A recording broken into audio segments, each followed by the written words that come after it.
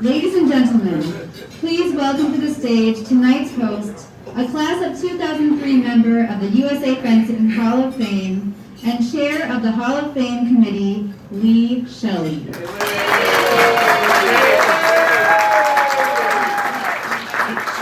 I don't think so. I'm so happy to be here tonight. On behalf of the Hall of Fame Committee, and after a 3-year wait since the last ceremony, I'd like to finally welcome all of you to the U.S. Fencing Hall of Fame induction and celebration. Here tonight, I see many of my lifelong friends, high school teammates, college teammates, Olympic teammates, as well as famous fencers, coaches, armorers, and famous fencing families, the Citrillo family, the Marks family, the Orsi family. And we have here tonight 4 longtime Hall of Famers in the audience that I'd like to recognize. First is Coach Ed Corfanti. Can you please stand up, Ed?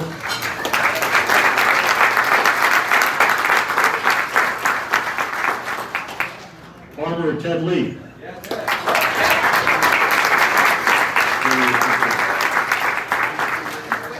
Olympian Michael Marks.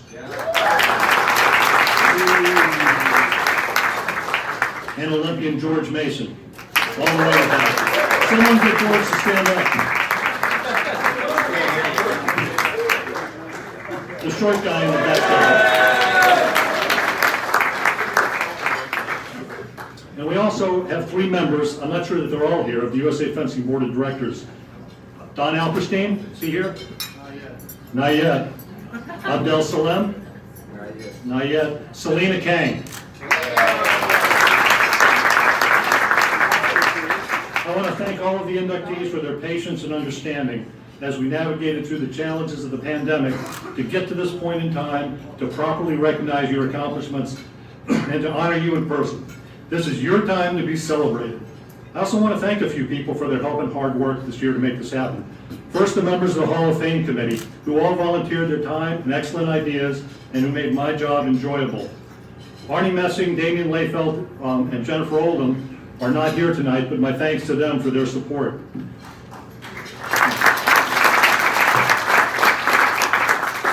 Steve Mormando and Dr. Justin Taussig are here and are both being inducted tonight.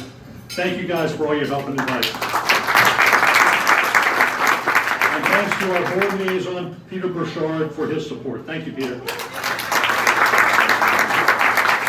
Next, I'd like to recognize the special people from the USA Fencing National Office for their work and support in making this event happen.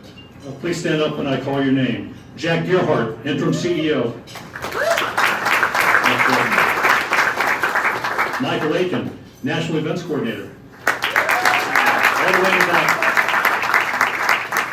Brian Lindell, Director of Communications. Right there. And a very special person who has put her heart and soul into the Hall of Fame. She was our star quarterback throughout all of the work and planning for this outstanding event. Our staff liaison and director of development, Jill Rotzinger. She's the best. Thank you. We'd now like to take a moment of reflection to honor those members of the Hall of Fame who have recently left us. Let's look over there.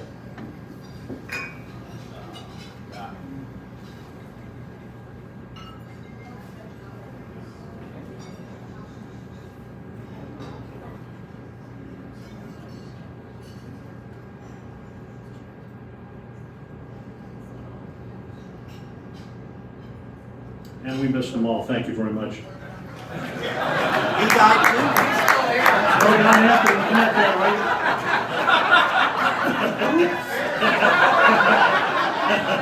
The rumors are not true.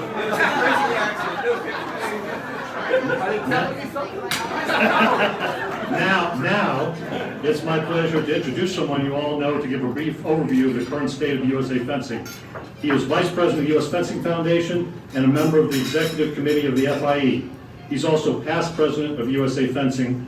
Most importantly to me, he's my college roommate and dear friend for almost 50 years. Please welcome Don Anthony.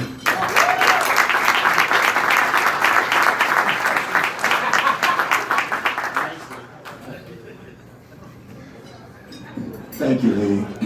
Thank you for not making me dead. I really appreciate that. The evening is young. Oh, Steve. I want to thank you for being here tonight. It's been a joy to reconnect with friends that I haven't seen in a while and to meet many new ones. Tonight, we have plenty of causes to celebrate. Tonight, we celebrate the remarkable members of the fencing community who will be inducted into the Hall of Fame. You're going to hear their inspiring stories, and you'll get a chance to see them and meet them in just a few minutes. Tonight we celebrate a chance to gather in person and not behind a computer screen. It's been 1,102 days since our last induction ceremony, June 29th, 2019, in my hometown, the city of Columbus, and that feels like a lifetime ago. And tonight we celebrate fencing and its continued impact on communities across America.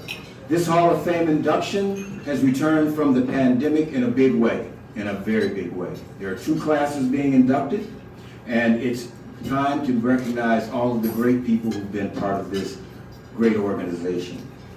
Membership numbers have rebounded to pre-pandemic levels. Tournament participation is nearing record highs in many places, and clubs are welcoming new members and their facilities every week. You can feel the excitement for fencing right here at the Summer Nationals. You hear the loud screams, and you hear the challenges that we face when we have opponents in front of us that we are there to defeat. I can talk about that today. Today we have more than 4,500 athletes, plus their families, coaches, and friends. They've gathered for the world's largest fencing tournament in Minneapolis, Minnesota. These fencers come from 45 different states and 13 different countries. The youngest competitor is 7½, and the oldest is 84.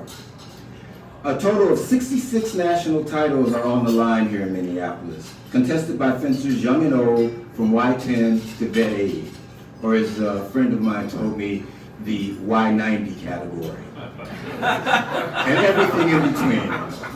Fencing, as many of you in this room can attest, is a sport that you can do throughout your life. As I commonly say, it's a cradle-to-grave sport. Many sports offer transformative benefits to young people and opportunities to compete at a high level, well into their 20s and 30s. But here, there are a handful of sports that offer the high-level competition opportunities well into their athletes, well into their 50s, 60s, 70s, and 80s. That's truly the power of fencing. You have passion for it, you can have that passion for all of your life.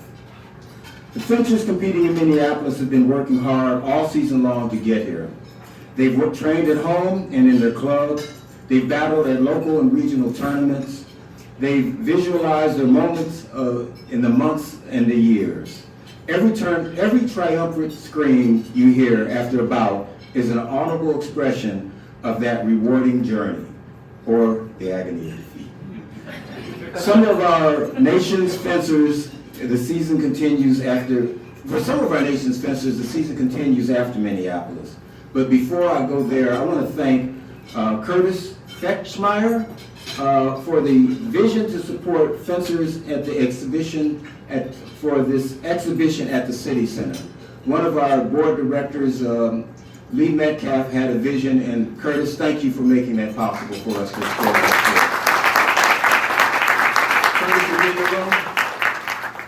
Please stand up. Thank you. Appreciate it.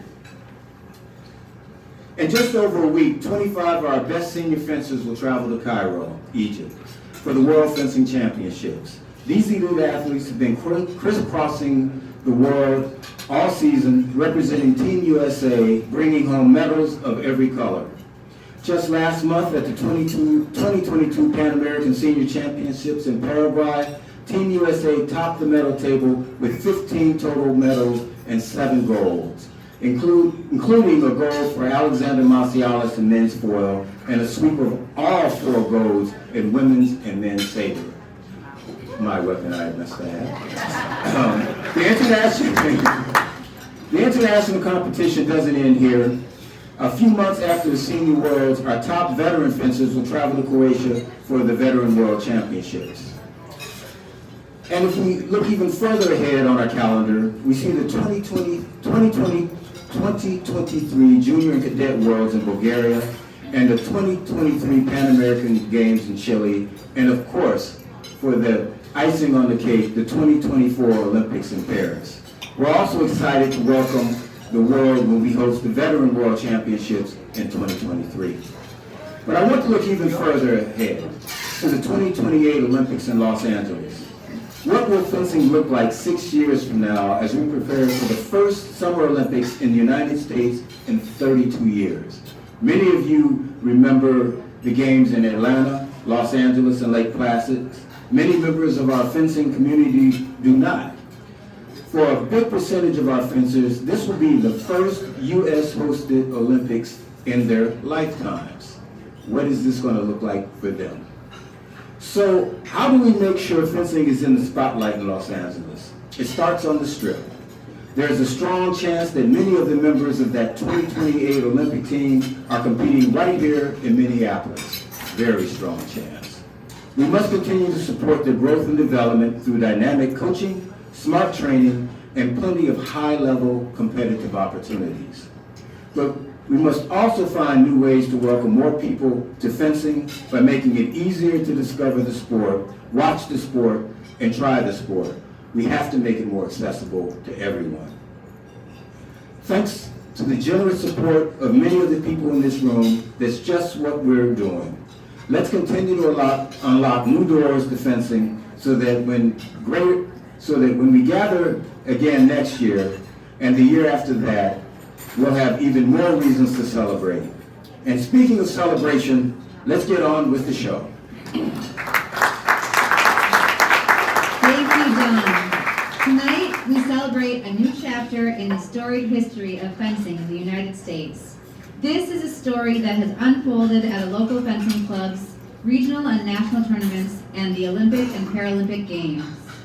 Ever since the first class was inducted in 1963, the USA Fencing Hall of Fame has been our community's way to celebrate the inspiring and remarkable characters in this story.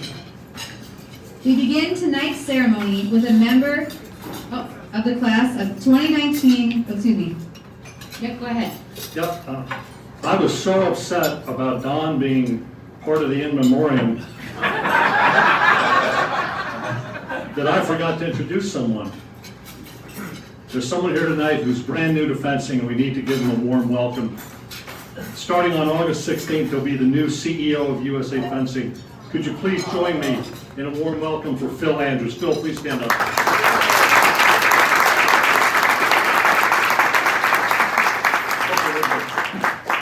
Thank you very much, Mr. Shelley.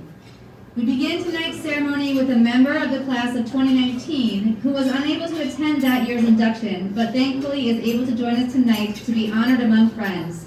Here to introduce this member of the Hall of Fame is John Moreau.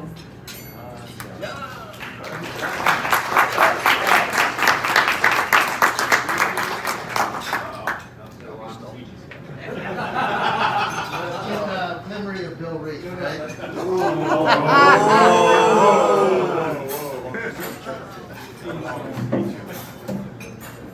I'm Sen Juan. I'll let Rob explain that if he wants to later on.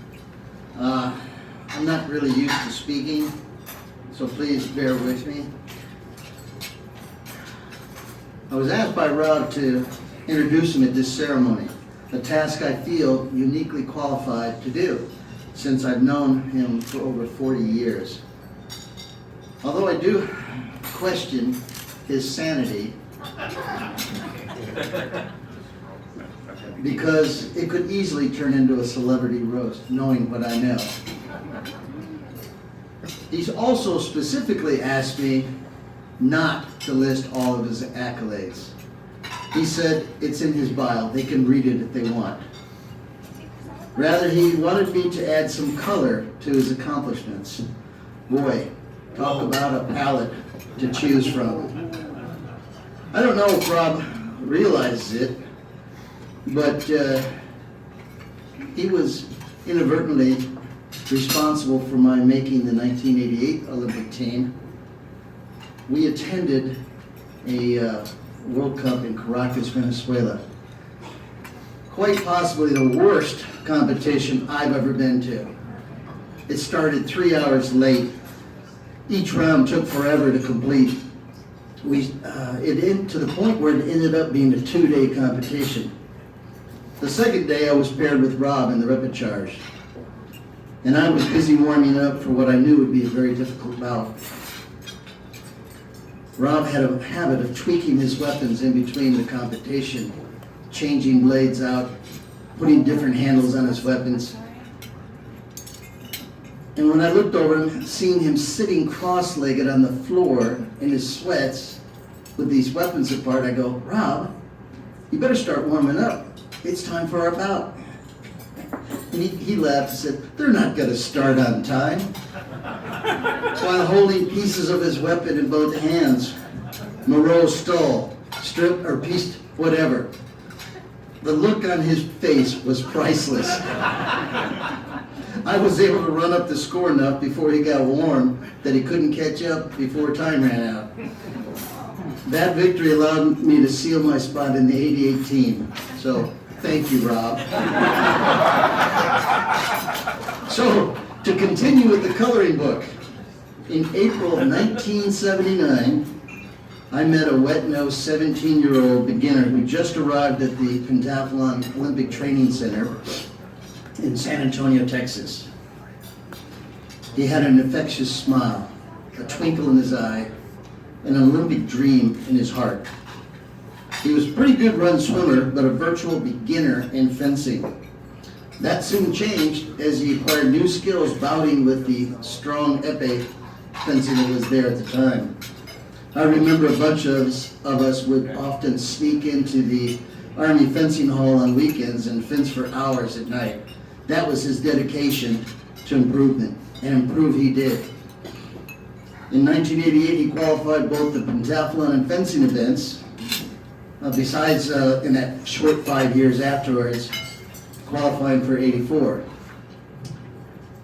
I found it really amazing to see that he actually competed 11 out of the 16 days of the Olympic Games in 1988. A truly wonderful accomplishment.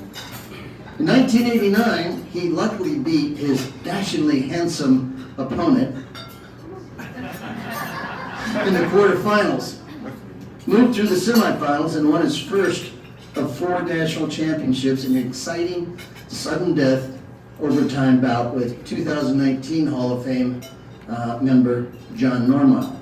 Rob, being a pentathlete, one-touch expert, before the overtime bout started, we looked over at his then girlfriend and winked, saying, "I got this." And had it, he did have it easily, and went on to win many more. But folks, there's much more, so much more to Rob's competitive results. After his competitive career was over, he became the managing director of USA Pentathlon, and in my opinion, saved the sport. I don't believe that USA Pentathlon would be around without the support and the direction of Rob Stoll. For this, I thank him. As an executive board member of the International Pentathlon Federation, he is now closely involved in the development of a replacement event for the equestrian part of pentathlon, as mandated by the IOC. But above all, Rob is an Olympian, embracing all the core values of the Olympic movement: friendship, fair play, pursuit of excellence, and as he says, he drank the Kool-Aid. I give you Rob Stoll.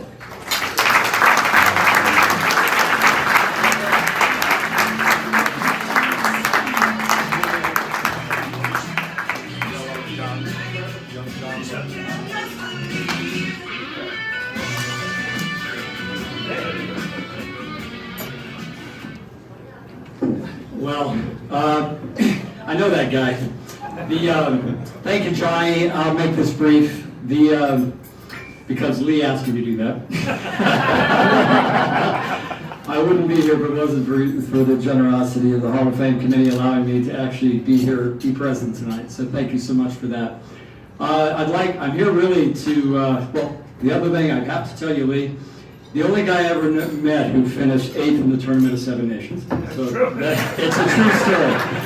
I'm not going to tell stories that you will catch up at the bar, but it's a great pleasure to be here. What I really want to do is thank my family.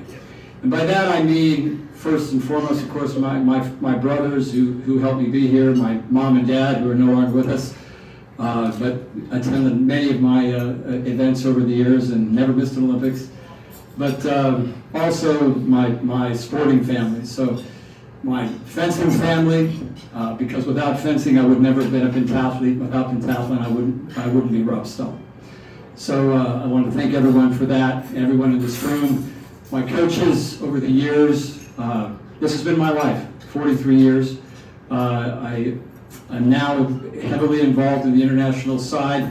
As Johnny mentioned, pentathlon is changing, and I think we all need to be understand that change is inevitable, and it's something we all go through. It's not always easy, but with this, the Olympic movement over the years, as Anita DeFrance once told me, the Olympic movement is fragile, but it is resilient. And as Johnny said, I drank the Kool-Aid a long time ago. So I've made a life of it. Thank you so much for everything. I just want to add one little thing, and I didn't say it, Isaac Newton said it, but it's that we stand on the shoulders of giants.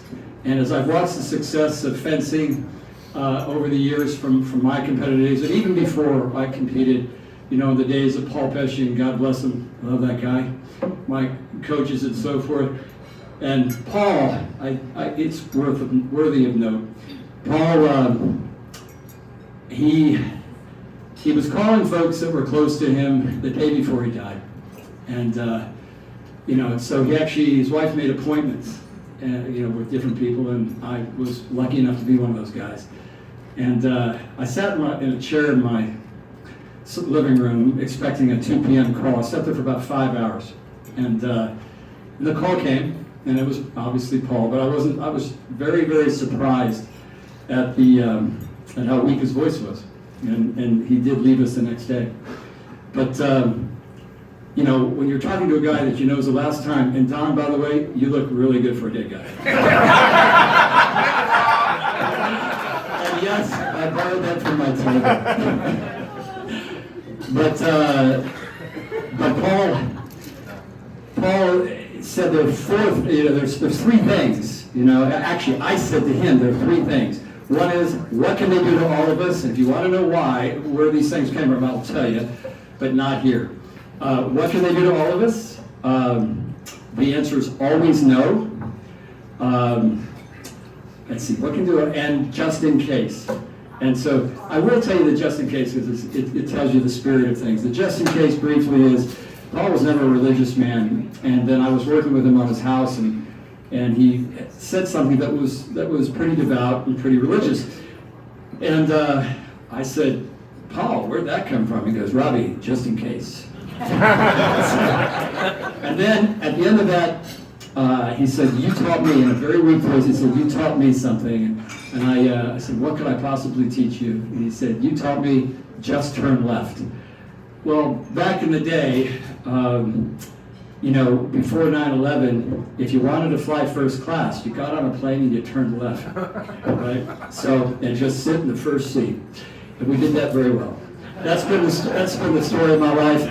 You stand on the shoulders of giants. Thank you so much. The success of the current program is because of the success and the development of the years of these programs, and it will continue because of people like Lee Shelley, Don Anthony, Steve Herman. I'll go around this table. That's table number one, right?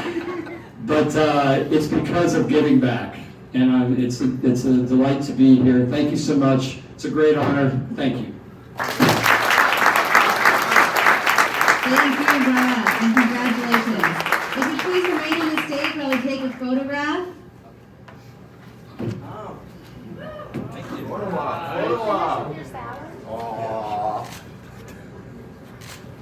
And one without me. Sure. No, never, Johnny. I'm leaving you. Thank you, guys.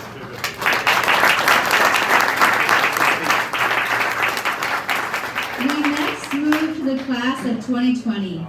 These inductees and their families and friends have waited 2 long years for this moment, so let's not delay any longer. Our first inductee is an épée fencer who led Team USA to great success during the 1950s.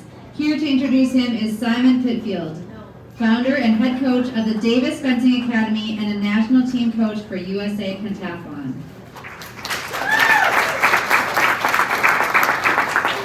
Good evening. USA Fencing Hall of Fame, and we start off by being presented 3 pentathlon people. So, honors I would not have had if I had not met Dick Berry about 30 years ago. Obviously, unlike Johnny, I am too young to speak to Dick's fencing competitive career, but Dick would be the first to tell you that the 10 years spent fencing was not the biggest part of his 75 years in fencing. His biggest part were the friendships made and the experience he has shared with the people around him.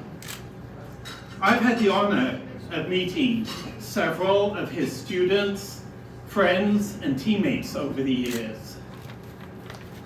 At my first snack, I got to go to my armory with Dan DeShane, who, upon learning that I was fencing out of Davis, asked about Dick Berry and told me that he was one of the inspirations for his own fencing career.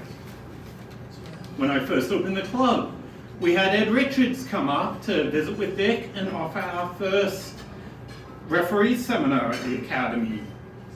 We had a fun afternoon with Skip Schertz, who came by to talk about international fencing competitions and fishing stories going through Canada. And the tales got bigger as the afternoon went on. We also had Dan Cantillon come out, former Olympian and student of Dick Berry's. He came out for Dick's 75th birthday competition from Michigan. And we even have Elizabeth Kokab, who's fencing here this week. Speaking with all of these people over the years, they remember Dick as a competitor and a wonderful coach, but more importantly, as a friend and a gentleman over the years, working within the sport. My own time with Dick started in '95 when I came to UC Davis. Dick had arrived in town the year before and taken pity on a fencing club there. The club consisted of 10 students trying to learn how to fence out of a book. I was not the natural athlete, but Dick taught me with patience and understanding and made me think I could be successful at this crazy sport of ours. It was only a few years later that he admitted that he went home each night for that first quarter in despair, hoping that I would never show up again. Fortunately for both of us, we were both too stubborn for me to quit. 4 years of college spent coaching and learning alongside him at college, in his carport, and eventually teaching at a Parks and Rec club we started together. Over the years, I then started the fencing club in Davis, 3 little strips, at a club borrowing money off my nice parents who had just paid for my mathematics degree. And I said, hey, let me start a fencing club. That was 23 years ago. That first year, we were approached by representatives of UC Davis's National Youth Sports Program. This program brought in 500 low-income youth to UC Davis for a 5-week summer program. And they decided they wanted to try fencing. And I said, how on earth are we going to teach 500 students to fence? But Dick jumped in very quickly, helped manage the fencing program, and we actually gave those students 2 to 4 lessons a week for 5 weeks in large groups with help from the university students. The program was so successful that out of several hundred programs in the country, we ended up being ranked #1 in the US. About 15 years ago, for his 75th birthday party, Dick wanted something unusual. Now, I know I said I didn't see his competitive career, but I did get to see him once. He wanted a fencing tournament, so we had a fencing tournament for his 75th birthday party. We had his current and former students flew in from around the country, and in the open épée event at 75 years old, they made the top 8. I believe he ended up 6th in the event. We earned his C after several years of not fencing. We have kept that tournament going for most of the last 15 years. Obviously, the last couple were a little difficult. We did try it again last fall. I ended up having to rent another space for it because it became popular. I thought that 15 strips would be enough to have a local tournament. We ended up with over 200 attendees from 12 states, and I had to actually cap the attendance on a tournament in a much larger venue than I ever thought imaginable for a local event. So, what Dick wanted me to tell you, and what he wanted to hear was, what has he done for the local fencing community? Our local fencing community, the 10 students at UC Davis, has now become a club of 80 students strong. They started an intercollegiate fencing competition among several universities on the West Coast, which has been going for the last 25 years. And this year they actually self-funded themselves to go to Rhode Island and compete in the National Fencing Collegiate Championships for the first time, taking between top 2 and top 4 in most of the events that they competed in. My little fencing club has grown over the years. Now we are in discussions with other local youth groups, a developer and the city of Davis, and next year we will be going with a ballot measure to build the Davis Pentathlon Center. This center will have a 16,000 square foot fencing facility, 20 fencing strips. It will have the pools and everything else necessary for modern pentathlon. And so, without Dick, who also has seeded 3 or 4 of the fencing clubs in Northern California, owe themselves to the fact that he moved to California 27 years ago looking for a rich widow. He found a poor divorcee and was never happier. I'd like to introduce you to my friend and mentor, Mr. Dick Berry.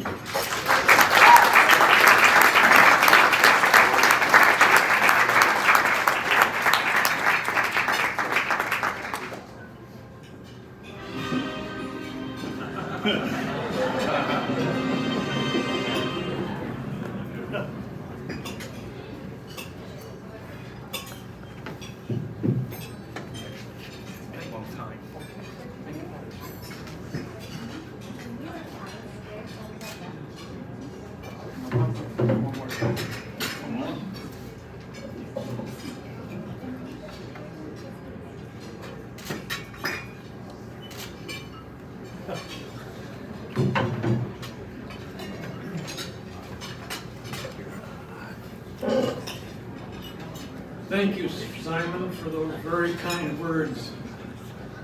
This is going to be 3.5 minutes. I wish to thank the Hall of Fame Committee and especially Lee Shelley for selecting me for this great honor. If you look back in time, would you find one person or one event that changed the course of your life? I was 16 and a junior at Highland Park High School in Michigan, that's near Detroit, not Illinois. I had followed a pretty girl into an after-school fencing class, curious about the sport. Richard Perry, not Barry, but Perry, the coach, not only welcomed me, but invited me to stay for the class. That first lesson with Mr. Perry was transformational for me. It was the first time I had found something that was fun that I could be good at. He was unlike any other coach I'd ever met. He was patient, kind, encouraging, gently urging me to be better. I admired Mr. Perry and wanted to be like him.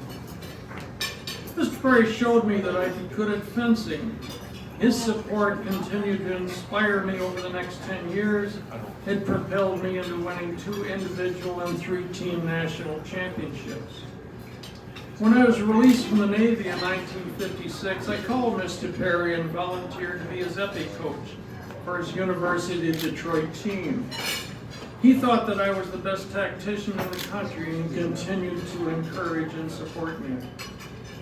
We became good friends during that time, and I asked him to be best man at my wedding. Many years later, after my wife died, I moved to Davis, California. I started to work with the University of California Davis students, who I found have been trying to learn fencing from a book, as you just heard. I started coaching them from Simon Pitfield, who we've met, in one of my first classes. He was more interested in teaching and coaching than in competing. He was a good competitor, but he was more interested in the teaching. He was so dedicated, he went to France to become a certified fencing master. Simon started the Davis Fencing Academy, where I continue to be a volunteer coach 5 days a week. Simon and I also became good friends, and I was honored to be best man in his wedding. I continue to pass on the love of fencing that Mr. Perry gave to me that fateful day in high school. I look back at my 90 years and can't imagine my life without fencing. I'm seeing Simon using the support and coaching style that Mr. Perry showed me some 74 years ago. And just like Coach Perry, who didn't know he was teaching a future national champion, Simon is probably teaching someone who will be a champion or the torchbearer for the future of fencing. We can only hope that this is true. Thank you.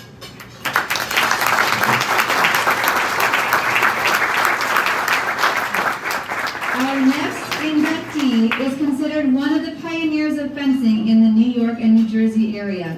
To tell you more about this inductee's remarkable life, please welcome back to the stage Lee Shelley.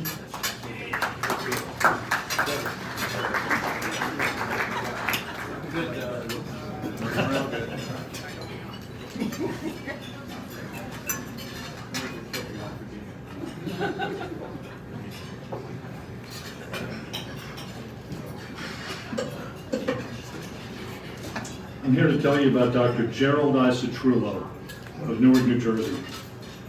He was one of the prominent early pioneers in the promotion and coaching of fencing in the New York, New Jersey area. He was, in fact, one of the founding fathers of fencing in the state of New Jersey as part of the famous Citrullo family. As a competitor, Dr. Citrullo fenced for Behringer High School in Newark, New Jersey, where he would later coach. In college, he was the captain of the Dartmouth fencing team in 1927 and 1928. He then fenced for Sal Vince while in medical school in New York City, and he was named first alternate to the 1932 U.S. Olympic foil team. Dr. Citrullo is best remembered, however, as he coached at Behringer High School and Seton Hall University, where he introduced fencing in 1937. Seton Hall became a dominant collegiate team between 1937 and 1942, when during a 4-year span, it was undefeated and won 3 intercollegiate titles. Later, at Behringer High School, Dr. Citrullo turned the fencing program into one of the strongest in the United States, winning 23 state championships. Among his many pupils were Paul Riccardi, Harry Boutsikaris, his brother Dean Citrullo, a 3-time, 2-weapon U.S. national champion and a bronze medal winner in the 1948 Olympic Games. William T. Pecora, the 1936 Olympian, August Prokop, a 1948 Olympian, and Hall of Famer Dr. Samuel Dambola, the coach of Essex Catholic High School, who we honored earlier, and where Peter Westbrook learned to fence, who patterned his own dual career in medicine and coaching after Dr. Citrullo's. As an advocate for our sport, Dr. Citrullo was one of the early organizers of the New Jersey division of the AFLA. He also organized the Eastern Intercollegiate Fencing Association and the first National Intercollegiate Tournament. As a result of Dr. Citrullo's pioneering work on behalf of fencing, New Jersey has the largest and strongest interscholastic fencing program in the United States. The state's three-weapon high school tournament is conducted annually in Dr. Citrullo's name. It was the first tournament I fenced in as a high school freshman in 1970. The Citrullo Tournament Trophy is a bronze figure entitled Escrimeur by Clement L. Steiner. The trophy was presented in Dr. Citrullo's memory by Giorgio Santelli in 1958. Dr. Citrullo's untimely death at age 49 in 1957 abruptly and tragically ended a lifetime of dedication to the sport of fencing. However, his legacy continued. When Dr. Citrullo died in 1957, the New Jersey State High School Championships were named for him, which was appropriate in that he had urged his father to organize and run them in the late 1920s. Dr. Citrullo's Behringer High School team, led by his son Gerald I. Citrullo III, Jerry, and his nephew Stephen Citrullo won the first 3 state championships named in his honor. Jerry also won the first 3 individual state titles named for his father in 1957, 1958, and 1959. Only foil was fenced in high school in those days. Jerry went on to attend NYU and was captain of the powerhouse NYU fencing team, which won 2 NCAA championships during his time. Also here tonight with Jerry is his cousin Lawrence Citrullo, a 3-time All-American, captain of the Harvard fencing team, and a member of the Harvard University Athletic Hall of Fame. Jerry became a leading candidate for the 1964 Olympic team. However, at an Olympic training camp, he suffered a severe knee injury that ended his competitive career. Jerry later taught English and coached football and fencing at Newark Academy from 1967 through 1974, during which time Newark Academy won 3 private school state fencing championships. At that time, private schools couldn't compete with the public and parochial schools for the state title. So partly because of this, the Citrullo family made the Citrullo tournament an individual tournament so all New Jersey high schools could compete to see who really had the best team in the state. The Citrullo tournament is now in its 92nd year and is the largest high school tournament in the United States with over 60 public, private, and parochial schools competing. So Dr. Citrullo's legacy continues. It is my great honor and pleasure to introduce Dr. Citrullo's son, Gerald I. Citrullo III, to accept his father's induction in the U.S. Fencing Hall of Fame.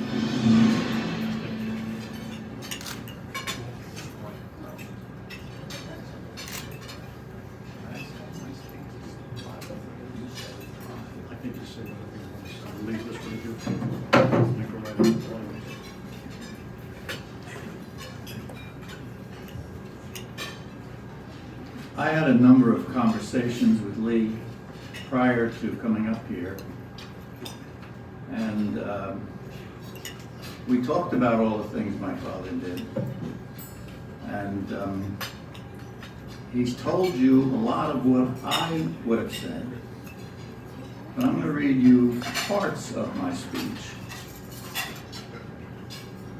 Oh, my wife said put on my glasses.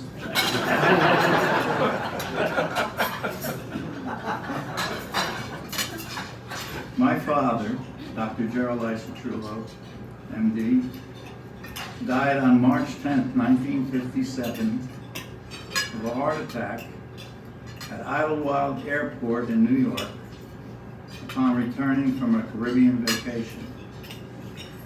He was 49 years old. I was 16, a sophomore at Behringer High School, where he had been the fencing coach for 30 years. Dr. Citrullo was a man in a hurry, a Renaissance man, with many interests and accomplishments. It's hard to capture all of them, as he was a whirlwind of first-class achievements in everything he did. He graduated Barringer High School at 16 years old. He graduated Dartmouth at 20, summa cum laude.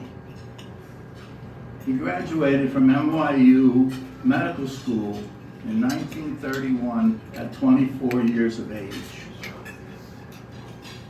While attending medical school, he fenced for Sal Vince, where he was the foilsman on the AFLA, which was then USFA now, AFLA then. National Championship 3-weapon team as the foilsman, and was named first alternate to the 1932 Olympic team, which he could not accept because in those days, while he was in residency as a medical doctor, you couldn't defer. Now today, if you want to defer your Olympic dreams, you can. Dr. Citrullo is best remembered as the coach of Barringer High School and Seton Hall University. Beginning in 1933, he made Barringer High School the strongest high school program in the United States. Under Dr. Citrullo's leadership, Barringer won 23 of a possible 25 state championships. Dr. Citrullo also went on to organize Seton Hall's collegiate fencing team between 1937 and 1941.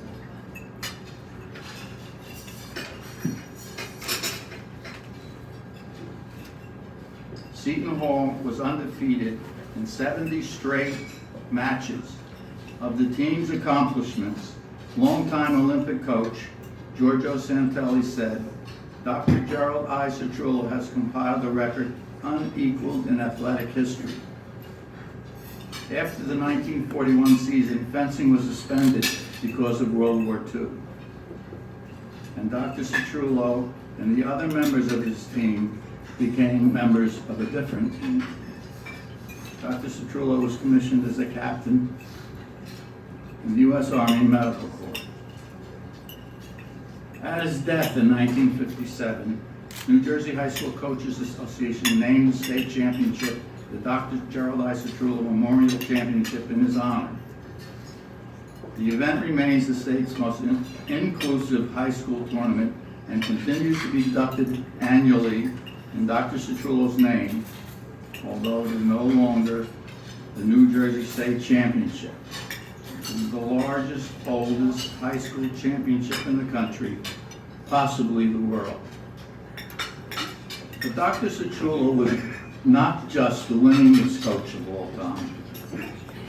More importantly, he was an inspiration to the young men who were members of his team. Dr. Citrullo was a first-generation son of Italian immigrants. By his example, he inspired young men to exceed beyond their expectations. His fencers became doctors and lawyers and engineers and judges and teachers and fencing coaches.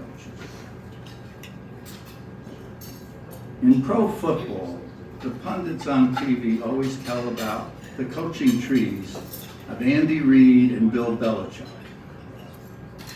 Dr. Citrullo's fencing tree extends more than 90 years. The Citrullo School of Fencing extends from Sam Dambola, who patterned his own medical and fencing career and coaching career after his friend and mentor, Dr. Citrullo, to Peter Westbrook and beyond. My father was everything to me, but because I was only 16 when my father died, I learned to know him through people I met as I grew older. People who I knew nothing of would stop me in unexpected moments and say, "Your name is Citrullo, right?" And when I told them I was his son, I heard stories of his kindness and the effect he had on their lives. From fencing to medical miracles, he had performed for them. Your father got me a scholarship to college when I never dreamed I could go. Or when I was 18-years-old, eating at a restaurant, the owner, who saw my name, said, "Are you related to Dr. Citrullo? Your money is no good here." Your father saved my wife's life, and at the time I had no money to pay him. And Dr. Citrullo told me, "You will pay me when and if you can.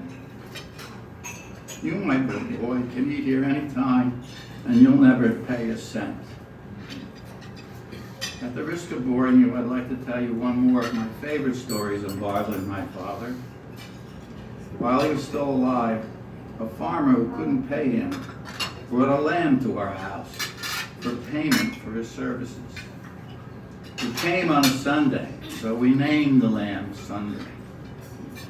My maternal grandfather had a farm in Stewartsville, New Jersey. And one day we were told the lamb had been sent to the farm. Being a large Italian family with my father as the patriarch, everyone came to our house for dinner on Sundays. As children, we didn't expect what may have happened that Sunday, 2 Sundays.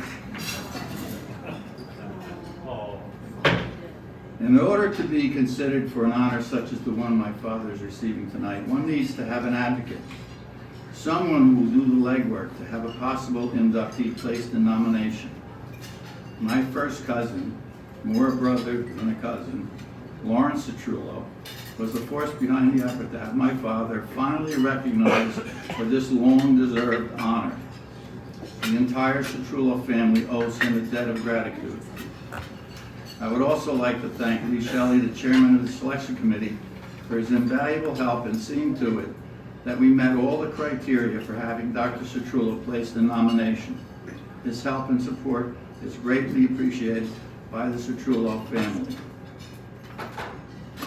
On the wall in our family room is a Citrullo coat of arms with an epithet that says Sal de Arms Citrullo, at the base of which is our family motto, Semper Adite, which in Latin means always go forward. And of course, in fencing means always advance. In life, the literal Latin meaning, always go forward, is more appropriate. Semper Adite, Dr. Citrullo.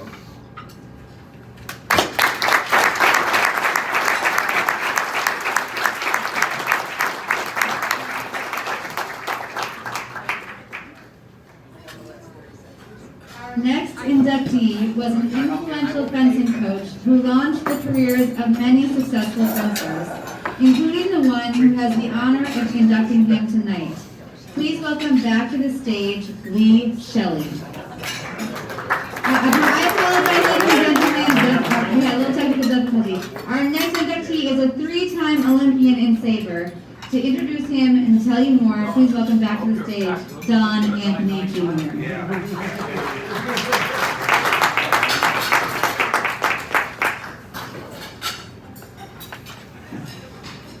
Thank you. I was really happy to let the live Lee Shelley go. It's a great honor to be here to introduce Mr. Steve Romando into the Hall of Fame. Steve and I have been friends and have known each other for over 45 years, since we were college undergraduates and part of the Route 1 college rivalry between Rutgers and Princeton. Steve and I at that time were both up-and-coming fencers. Not at the top, we're coming up, we were scrappy and competitive, but when we graduated, Steve took his game to a whole new level. Steve lived in the fencing room, worked with Chaba night and day, and you can read about all the accomplishments, you know, that dedication and success, 3 times Olympian, et cetera, et cetera. But what you don't know is what it's like to travel with Steve. So Steve, we were coming up, decided that he would set up a trip to Europe, and that trip was for a month. And Mikael's laughing as well. So we're traveling, and traveled with Steve. I mean, we've been in embassies, we've been in consulates, and it's not always for a good thing, I would just say. But as we're traveling, this is during the time when the Iron Curtain was there. It was 1983. We're going across the East German border, and they detained us for a little while, just like everybody else. And Steve decides that it's a good idea to start spitting sunflower seeds in the direction of the border guard. Well, that led to the car being stopped, completely unloaded, with a month's worth of gear, and delaying our trip. We finally get to Poland, which was a very good experience, until, of course, we decided that we would visit another consulate. And this time, we were in the middle of Solidarity, and the marches were going on, and of course, Steve decided that, we should stay there with the Marines. And we did, and we waited, and we eventually got home, but it was all night long. The last trip that I recall of note was when we were in Moscow. And Moscow at that time was going through glasnost, and people were bringing lots of things into Russia, and somebody had put a ton of equipment on our manifest as we're going into the country. And Steve, being Steve, was like, no way are you going to do this, and he made an issue of it. Now, at that time, it was the Wild Wild West. And people were like, we don't like the way you're doing this, and we're going to make you pay for it. Steve is like, I really don't care. Well, the next thing we know, we have thugs at our door who are claiming that Steve and his beautiful wife Barbara will be at the bottom of the Brooklyn Bridge. So we went to the consulate there as well. So I've had a lot of experiences with Steve and consulates, but the one thing I would say about Steve is that he is always resourceful, and he will always stand up for what he believes is right, even when it's not. But he will stand up for it. It's a great honor to say that Steve and his lovely wife did not end up at the bottom of the Brooklyn Bridge. She is here. Barbara, it's so good to see you. And with that, I want to introduce a great friend, a great champion, and someone who has gone on to coach and inspire young people for many, many years. It's my honor to introduce Steve Romando to the Hall of Fame.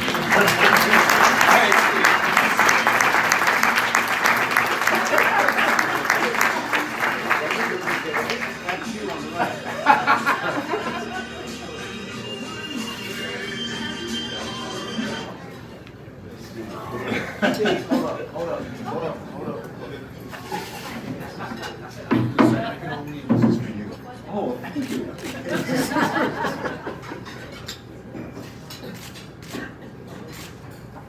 You know, the Brooklyn Bridge is still there. Oh, thank you.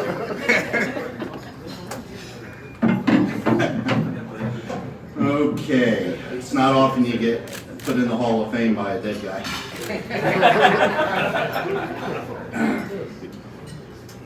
A long time ago, there was a young saber fencer going on a trip with his teammates. And while he was on the trip, his coach, his NYU coach, told him that he really should give up the guitar and stick to fencing because he could have a future in fencing, but this guitar thing wasn't going to really work out. The coach was Hugo Costello, and the man that he was talking to was Neil Diamond, whose song I just used there, and it was basically one of the lines of I Am, I Said, is I've always dreamed about being a frog, or I've always been a frog who dreamed to be a king. And then I sort of ended up with a frog anyway. that story was told to me by a father of someone who is here, Michael DeSaro. And one of the things on that bus trip is he was with 6 Kings. He was with the 6 men on his team that won 2 NCAA championships back-to-back in 60-61, and they won all 3 weapons both years and almost took it a 3rd year. So he really was with Kings. Thank you, Don. You and I will talk about that later. Truly, that Route 1 competition was just like NYU, Columbia, Yale, Harvard, Army, Navy. We pretty much killed each other out there, and obviously, as Don said, I almost killed him later. I have a hard time speaking in front of a lot of people because, as all of you know, I've always been very shy, mellow. Never protested any calls from the referees. What are you all laughing at? All right. Maybe I was a mix of McEnroe and Ty Cobb. But that said, I was never as talented as Michael, Don, Peter, Bobby. These guys had gifts. I was just a guy that would clean the toilets in the club and just work hard as I could and try to do well. So I had to come up with stuff. I had to slow things down because what I could do is I could think strategically and tactically. So I would lose my contacts on the strip. Yeah, I know. Throw Coca-Cola on the strip, get injured a couple of times, but miraculously survive. And then sometimes have disagreements with the referees, kindly, of course. But it was all really, to be honest with you, it was all pretty much just to give me time to think about what to do. I had to pay everybody back. So for 40 years, I had to be a referee. And trust me, it's one of the hardest jobs out there. I don't know how I did not get more black cards over the years. I think probably in the Chapology directed bout of me and Peter, I probably, under today's rules, had about 17 black cards that day. One of the things I was very proud of as a referee is in the 40 years of refereeing, I never gave a black card to an athlete. A couple of coaches, I think one of them's here, but other than that, never an athlete. Those guys that were refereeing back in those years, and even the ones that are refereeing today, you guys are heroes. What you're doing, I'm retired from refereeing, but really heroes. We don't give them enough credit, and we pretty much just yell at them all the time, whether they're right or wrong. What I really love about fencing, and I hope some of you or most of you here have felt it at one point or another, is that moment when you score that really, really good hit, and in that moment time slows down and your opponent is going like so slow and you're going like a rocket. That is that magical moment that I have always loved, and when I fenced like that, I won nationals and I heard the anthem play. That was exciting moments for me.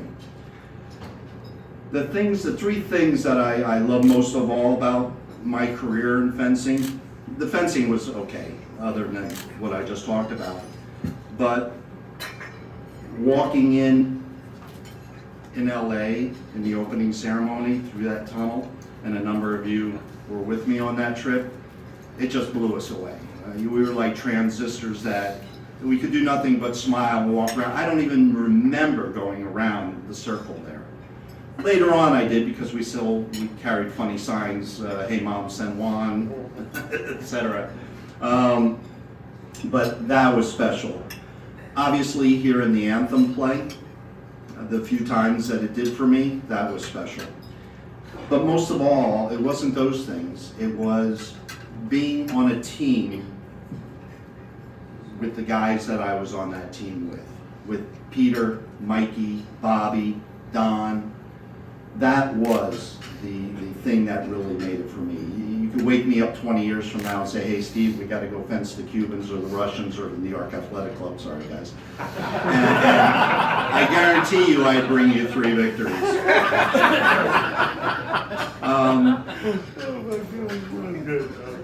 this was special. And what was special really also was I was a hick from South Jersey pretty much. I was raised on a farm, and 4 black guys, most of them inner city, took me in and made me a brother and made me part of their family.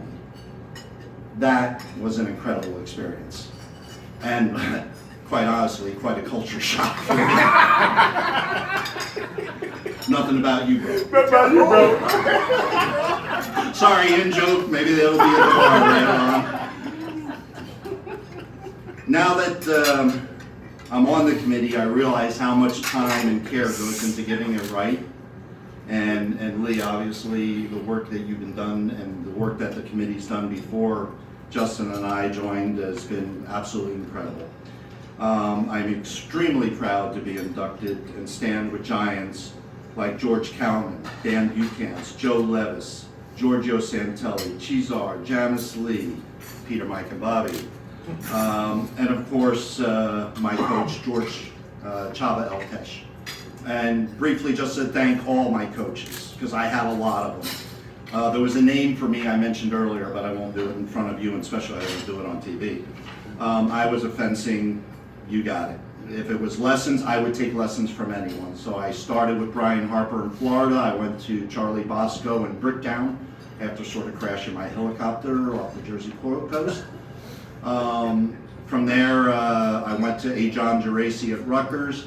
I went up to Chava Eltesh, and then when I traveled, I worked with everybody. I worked with Maestro Peroni in Italy, and I worked with Laszlo Sepesci in France. It was just anywhere I could learn, I would take lessons from. Thank you for those that selected me, and of course the membership that selected me. Now it's the 4th most favorite thing of mine. But to be honest with you guys, I owe every one of my accomplishments to 3 women. My grandmother, who raised me on the farm. As you can imagine, I was a bit of a smartass.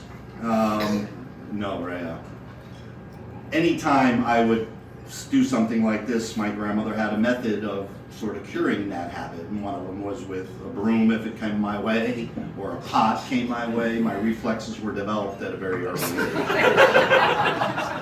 In addition to that, on the farm, I swear to God, she had more piles of wood and more piles of stone that I had to move to different places every other week. Like, I don't like that stone, that pile. I mean, I'm talking a lot of rocks and wheelbarrows. I don't like that logs there, so she'd make me move those. She was keeping a teenager busy. My mom, of course, who, supported me all the way and, of course, got me here, who recently passed away. And most of all, to my wife, who's put up with me, most of all the women in my life for 37 years, who I met at a tournament in Edmonton, Alberta, and who is a proud Canadian, by the way. It's now been 40 years, so thank you so much, dear. Fencing has pretty much given me everything in my life that I have. Of course, the teams and competitions. But the job at NYU, which has given me the opportunity to bring thousands of kids into fencing and teach them what I learned from my teammates, how to be brothers, how to be a family. That really is what my core was with NYU. That has been really great, and of course, a number of coaches have come out of my team, and one of the most famous sitting here tonight is Mike Offertig, who was my team captain in 1994, and of course is now head coach at Columbia. Well done, Michael. 3-time NCAA champion already.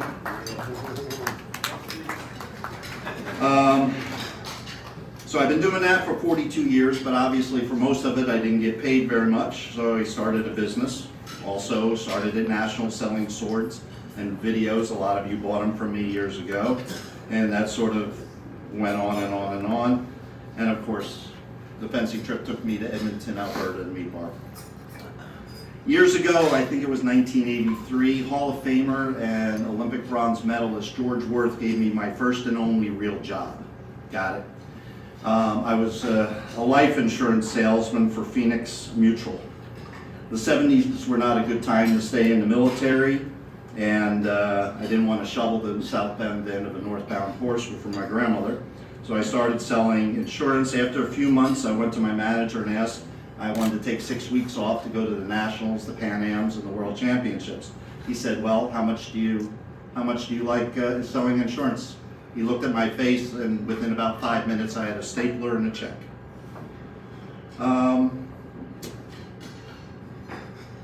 Finally, I thank everybody. I am humbled to be not only on your team, but part of your family. And I guess the last thing I want to do is send a shout out to Peter, who's not here tonight, for something that I've been carrying around for a long time. Those of you that were in Phoenix might remember it. It was on my back. If you don't remember it, the stories will come later. Thank you, everybody.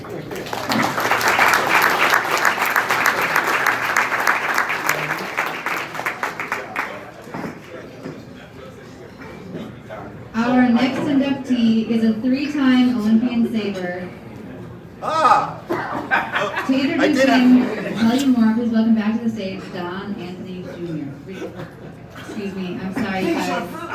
Our laptop almost ran out of power, so we were focused on that. Apologies. Here we go.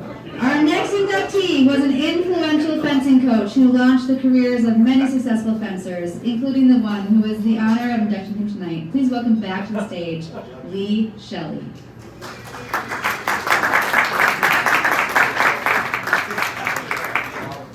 Okay, we'll try it again.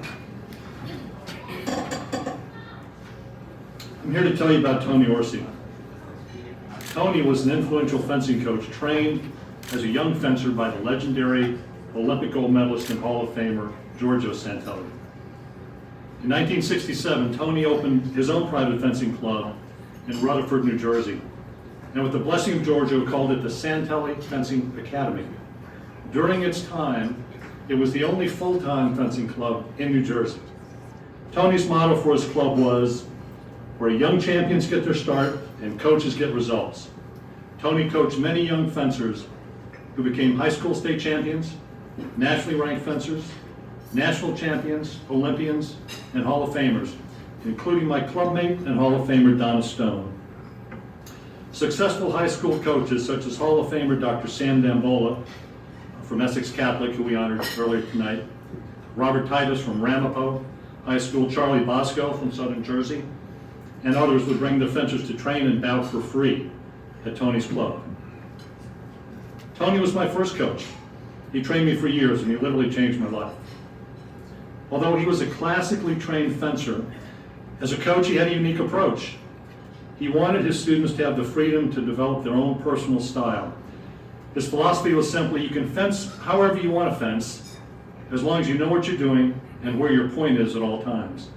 It worked very well for me, and for many others.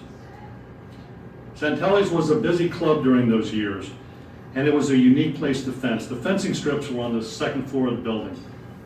The first floor was where Tony had a desk, a locker room, and a storage area. Occasionally, while fencing on the second floor, we would hear a loud pop that sounded like a gunshot. The regulars at the club would ignore it, but any new fencer would be startled and ask, what was that? Well, that noise was one of the corks on the bottles of Tony's homemade wine exploding on the first floor. Happened all the time. Of course, none of us ever tasted Tony's wine until we were old enough, whatever age that was, I can't recall. Tony was a coach's coach. Over his career, he trained 16 coaches of New Jersey high school teams and 8 coaches of New Jersey college teams. So the knowledge he passed on continues to this day. Tony was also a champion for women's fencing. In the 1960s, he started the Orsi Open, a premier women's national foil event which continued until 1990. Some of the Orsi Open champions, such as Hall of Famers Denise O'Connor and Nikki Tomlinson Frank, went on to the Olympics and Pan American Games. Tony also sponsored the first New Jersey Division women's saber and women's epee events in the late 1970s. In addition to coaching, Tony served as National Secretary of the Amateur Fencers League of America, the organization now known as USA Fencing. He also organized and ran 2 major fencing championships. He was chairman of the 1958 World Fencing Championships in Philadelphia and the 1964 U.S. National Fencing Championships in Atlantic City. Tony also earned an FIE director's rating, making him one of the few Americans to have such a distinction in that era. Tony officially retired from coaching in 1985, but in 1992 he went back to coaching part-time until 1998 when physical limitations forced him to stop. Upon his passing at age 86, the Santelli Fencing Equipment Company honored Tony by presenting his wife Gladys and daughter Sabina with a ceremonial weapon that had belonged to Giorgio Santelli. Tony enjoyed and shared with others his lifetime of dedication, service, and success in American fencing. Here to accept Tony's induction in the U.S. Fencing Hall of Fame is his daughter Sabina Orsi Monahan. It is my honor and pleasure to introduce her.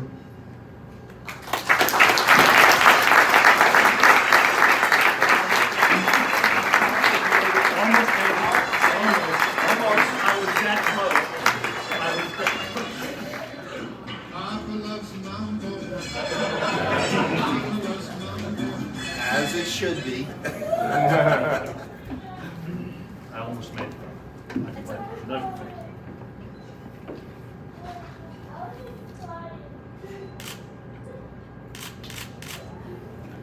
All yours.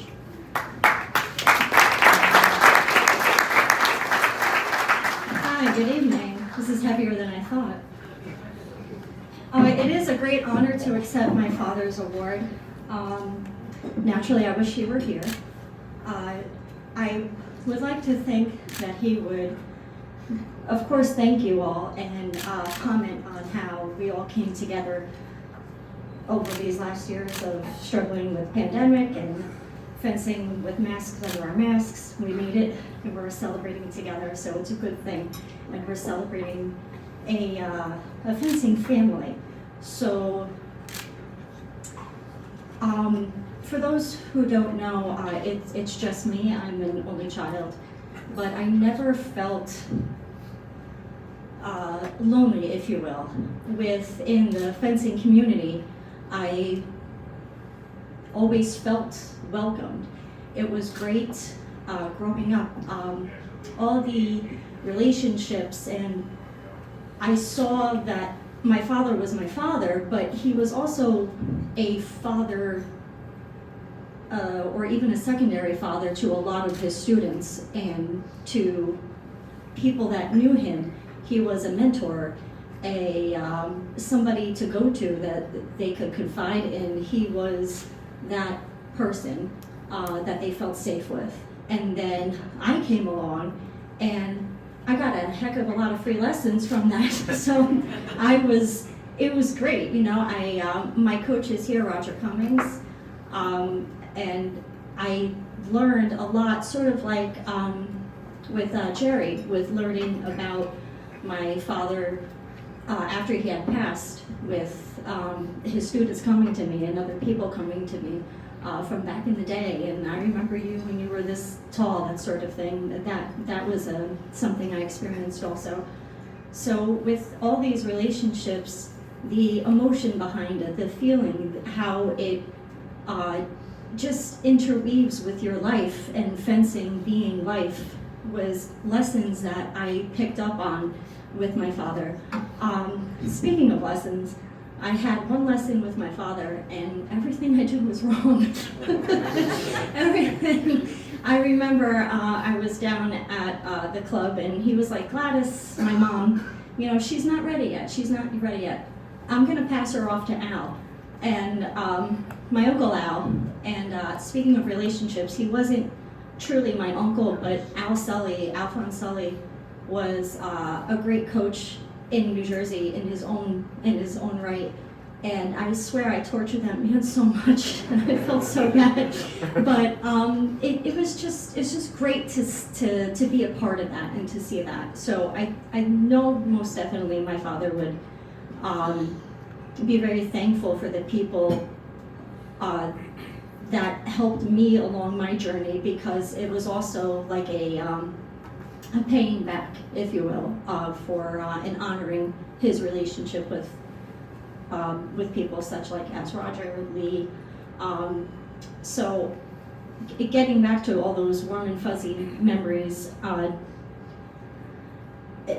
remember all of the things when I was little down at Santelli over in Englewood, going over to Giorgio's house and his like 20,000 little dogs. I remember all that. I remember the circus peanuts and him stuffing my face with circus peanuts and the candy and the dogs, and he embracing my father, and tears would come to his eyes. And it meant so much to me at a young age, seeing that there was a family, there was a bond there was a love, and it tied over into the Sal. Another great passion, as Lee was talking about, was the wine. My father was just passed down through generations a winemaker, and I do have some wine from, although I didn't get into it, one of my cousins did, and I have a little wine gift for our fellow inductees in our fencing family. So maybe afterwards, I don't know how we're working that, but we'll get that out. So there's just so many things I wanted to say, but again, getting back to the relationships, we mentioned Charlie Bosco before, and he had emailed and he had wanted me to give a shout out about he learning from my father very different styles and techniques of fencing from what he was used to, and how it made sense. He was a physicist, and he saw what my father was bringing forward to the table, and that in turn helped him to coach Steve Armando, who is just up here, and how all these things still carry on in different lessons with different coaches, and it's still very much a fundamental upbringing of fencers. So we are all connected in this thing. We know, although the sport is growing, I still feel like there is the commonality of like, oh, I know who your coach is, or it's 6 degrees of Jersey. I'm sorry if you're not from Jersey. I'm sorry, but New Jersey fencing is where it's at. I'm just saying. And we all know each other, and it goes on into New York. It goes on, nationally. We're fun. We're a fun group of people. So it warms my heart too to see so many familiar faces. I have some of my New Jersey family here, adopted New Jerseyans. Lisa came. I didn't know. Hi, Lisa. I wasn't sure she was coming, but she's here. We have Gary from Absolute here, and my mom's table over there. And I give a shout out to my mother. Let me tell you.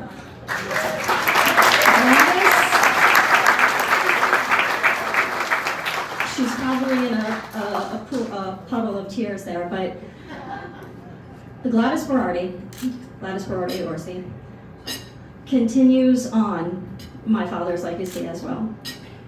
Without her, I wouldn't have my high school fencing team. Without her, a lot of Pan-American fencers from overseas wouldn't have known her and her generosity. She's donated a lot of our equipment, even like the shoes off her own feet to Y fencers, Y14 and the Pan Americans, because it's veterans and the youngsters. My God, sorry, I feel old right now, and I know I'm not, but I'm kind of in that middle ground. But I digress. So it's great. It's great to be part of this family. So I thank you. On behalf of my father, I want to give this chance, because I don't think I'll ever be as cool as my parents and be up here with a navy jacket. But I want to thank you as well, because it's been a great upbringing. So thank you to all the fencers that have made me me, and I look forward to the future, and hopefully next year with no fencing with masks on, if that could be a thing. I don't know who I can talk to. But again, thank you. And the next time you have a glass of wine in your hand, please give a little cheers to our inductees and also my dad. Thank you.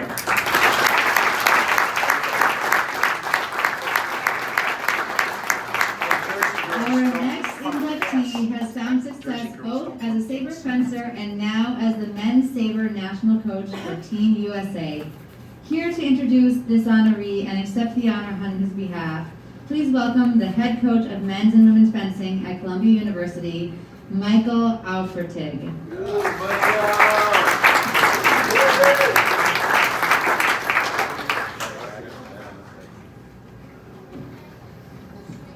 So I thought Andy Shaw was going to be here tonight.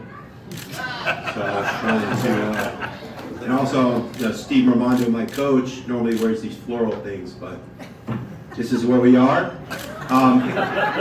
Many of you might be saying, why is this Epee coach introducing Aki Spencer-L? Well, I'm going to tell you a story. Why?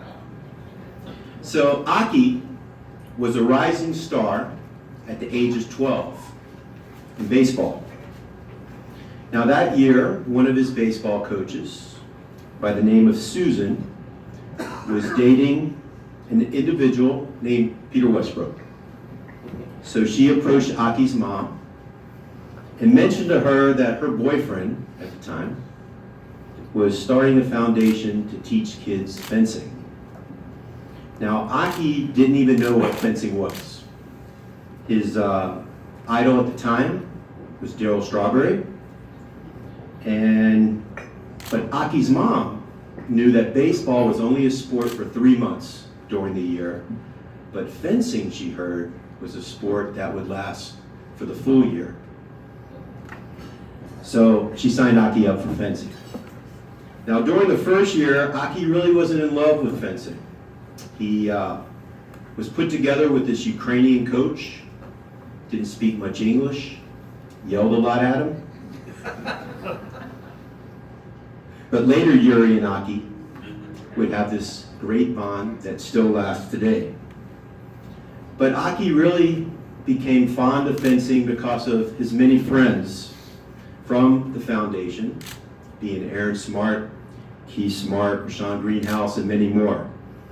So Aki had a 2-time-a-week training schedule, and then he entered a competition in Dobbs Ferry, and he did pretty good. And he said, hey, I'm actually pretty good at this. So he upped his 2-day-a-week schedule to a 4-day-a-week schedule. And so the idol of Darryl Strawberry changed to now his new idol was Terrence Lasker. So Aki won 3 junior national championships. He qualified for cadet and junior world teams. And then in 1998, he was the #1 junior fencer in the world. And then he made his run towards the Olympics. So Aki was really excited to qualify for the Olympics. He was going to qualify with all of his friends. But that year, the FIE announced that they were going to take 2 teams out of the Olympics. And one of those teams was going to be men's saber. So in our many conversations, because Aki is now our saber coach at Columbia, Aki told me all about the challenges of qualifying for the Olympics during those last 2 years. And there's 2 things I'm going to tell everybody about. So one is confidence. So confidence in our sport is very important. And Aki learned about confidence during all of the European training camps that he went to. He fenced all these European fencers, and in his head, he thought they were untouchable. But after fencing them many times, he realized that they were human just like him. The other was Aki's mantra. This is fun, and I love to do it. So even with all the pressure of qualifying for the Olympics, he said that if he keeps going, doing the sport that he loves, no matter what the result, something good is eventually going to come out of it. So Aki won the 1999 national championships, and in 2000 had a very solid season with a win at the 2000 Nationals, qualifying him for the 2000 Olympic team with his friend Keith Smart. So walking into that Olympic ceremony is where it all sank in, but then what Aki told me was maybe there's even a greater calling. So after the Olympics, Aki made one more senior world team, but decided to continue his love for fencing, but as a coach. So Aki's not with us tonight. He just returned from a training trip where they were in Italy. And Aki is the senior world team coach for this quadrennial. And so I know he's told me he would be watching tonight with his family. So I'm not sure if Aki, I'm waving to you. I'm not sure if you see me here. And Aki and Team USA will be leaving for Cairo in about 3 days. So look, in conclusion, Aki was a kid from Harlem. Many people told him and his mother there was really no future for Aki Spencer-Bell. But fencing changed his life. But no matter how challenging, he learned a lesson to believe in himself, keep going, and something good will come out of it eventually. So Aki, congratulations on your induction to the Hall of Fame. We love you. Good luck in Cairo.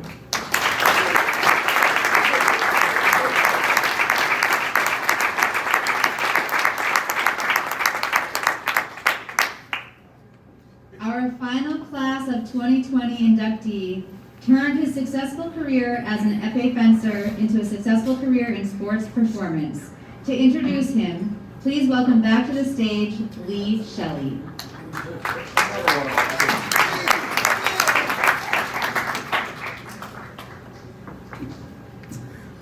I know a lot of people.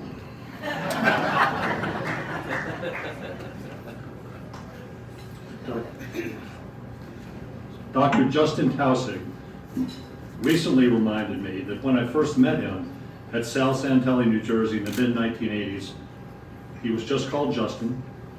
He had recently started fencing a few years earlier, had switched from foil to épée, good move, and he wasn't good. Well, all of that changed. Justin started fencing in 1983 when his father showed him an article in the New York Times about Olympic gold medalist and Hall of Famer Maestro Giorgio Santelli. Justin became Giorgio's last student and worked with him until his death in 1985. Justin went on to work with Jerzy Grimski, another Hall of Famer at Sal Santelli, New Jersey. In 1993, Justin moved to Paris, France to study fencing at the Racing Club de France under Maître Stéphane Riboud. This move to France changed the trajectory of his fencing career. During his 11 years at the Racing Club, Justin distinguished himself both as an individual and team fencer, ranking 38th in the world prior to zonal competitions, and #1 in the US 5 times, including at the end of the 2001-2002 season. In 2003, he was the anchor of the US men's épée team that beat Italy for the first time in US fencing history. Dr. Justin Tausig is a 6-time United States senior national team member from 1997 to 2002, and 4-time member of the United States Senior World Championship team. He has been a member of the Pan Am Games team in 1999 and is a World Cup medalist both individually and with the US men's épée team in 2002. Additionally, he qualified for the World Championships in 2001 and the World University Games in 1999. After returning to New York, Justin earned a master's degree in counseling psychology from New York University, a certificate in psychoanalysis from the Institute for Contemporary Psychotherapy, and an Ed.D. with distinction from the University of Western States in sport and performance psychology. Since 2014, Justin has worked as a sport and performance consultant, helping competitive athletes to improve their mental game and find greater success in practice and in performance. Past clients include junior high school athletes trying to make varsity teams, world champions, and Olympic medalists. He worked with Race and Bowden during his historic 2014-2015 season when he became the first male American fencer to win the overall World Cup title, and with Nzinga Prescott when she took the bronze medal in the 2015 World Championships. Justin has written articles on sports psychology for FencingInTheSchools.com, for BetterFencer.com, and American Fencing, and has taught mental preparation at the International Épée Camp in Bordeaux, run by Maître Sebastián dos Santos.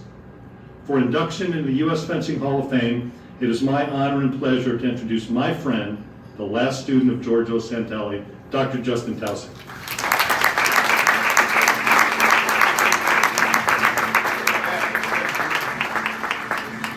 So we got through the alphabet.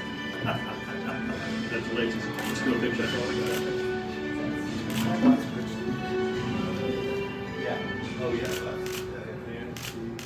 All yours.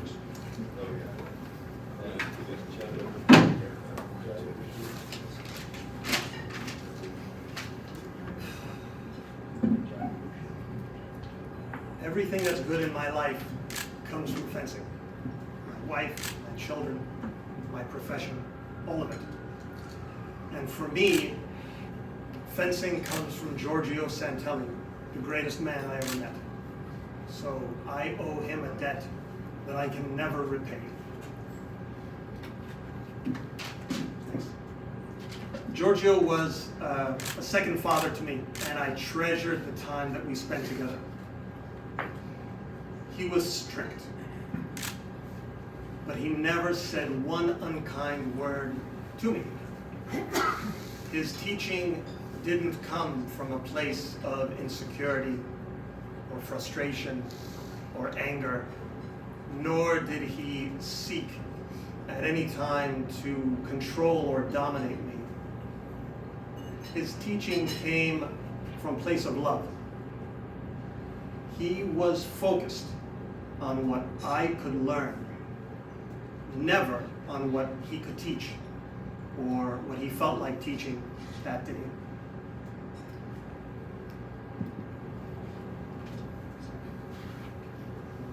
Right, so lessons never ended with me in tears, but they always ended with me wanting more and wanting to improve. Giorgio saw me as a tiger before I even knew I was a cat. And I'll spend the rest of my life trying to be worthy of his time and his love. Giorgio was also the one who came up with what became my great adventure. When I was 14 and he switched me from foil to épée, and he told me that if I really wanted to find out how good I could be, I needed to go to where the best were. And for him, that meant Milan or Paris. So I took his advice and moved to Paris to chase the dream and find out how good I could be. I was 23 at the time and had never earned senior national points. So it seemed like an unreachable star. But Giorgio believed in me, and I had started to believe in myself. The experiment worked. I ascended to the senior national team and became relevant in World Cup competition. To the Americans, I was known as the Highlander, those of you who are on teams with me. To the French, I was Le Rebelle. And to my opponents, I was a real pain in the ass. And I wouldn't have it any other way. I'd like to thank everyone who encouraged me and supported me throughout this journey. And I'd also like to thank everyone who didn't. Lastly, I'd like to thank USA Fencing and the voters for giving me this opportunity. To have the recognition and respect of my peers is no small thing. In 1963, Giorgio was inducted into this Hall of Fame. And I always hoped to be reunited with him one day, but I never thought that would be before the afterlife. Thank you very much.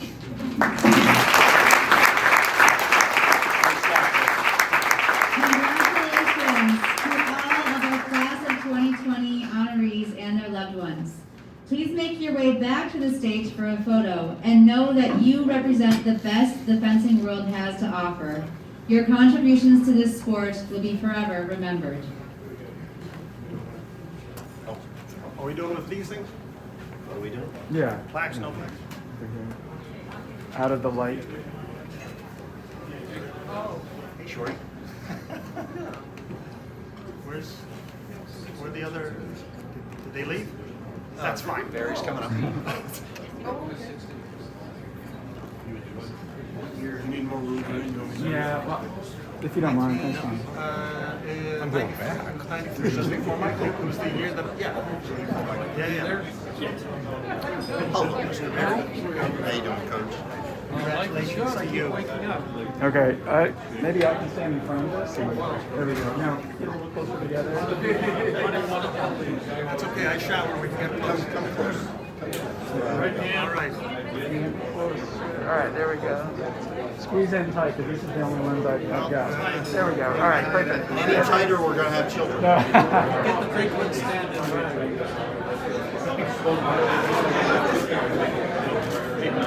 Got it. All right. Great. Have a great evening. Oh, sorry. Yeah. What's that? No, now there's the next 2021. Yes, sir. What? Now there's the class of 2021. Very good. How you doing, Don? Okay. Don, that's my wife, Barbara. If I may have your attention, please, we will begin with the class of 2021. Again, if I may have your attention, we're moving on to the class of 2021.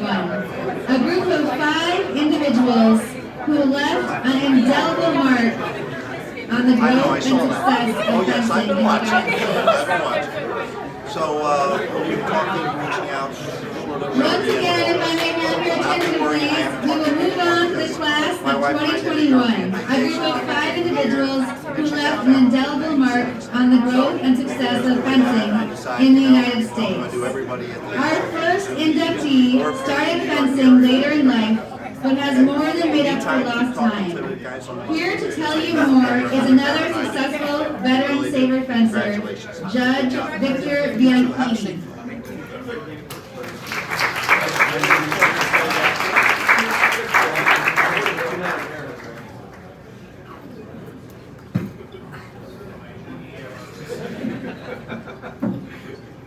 Good evening, ladies and gentlemen.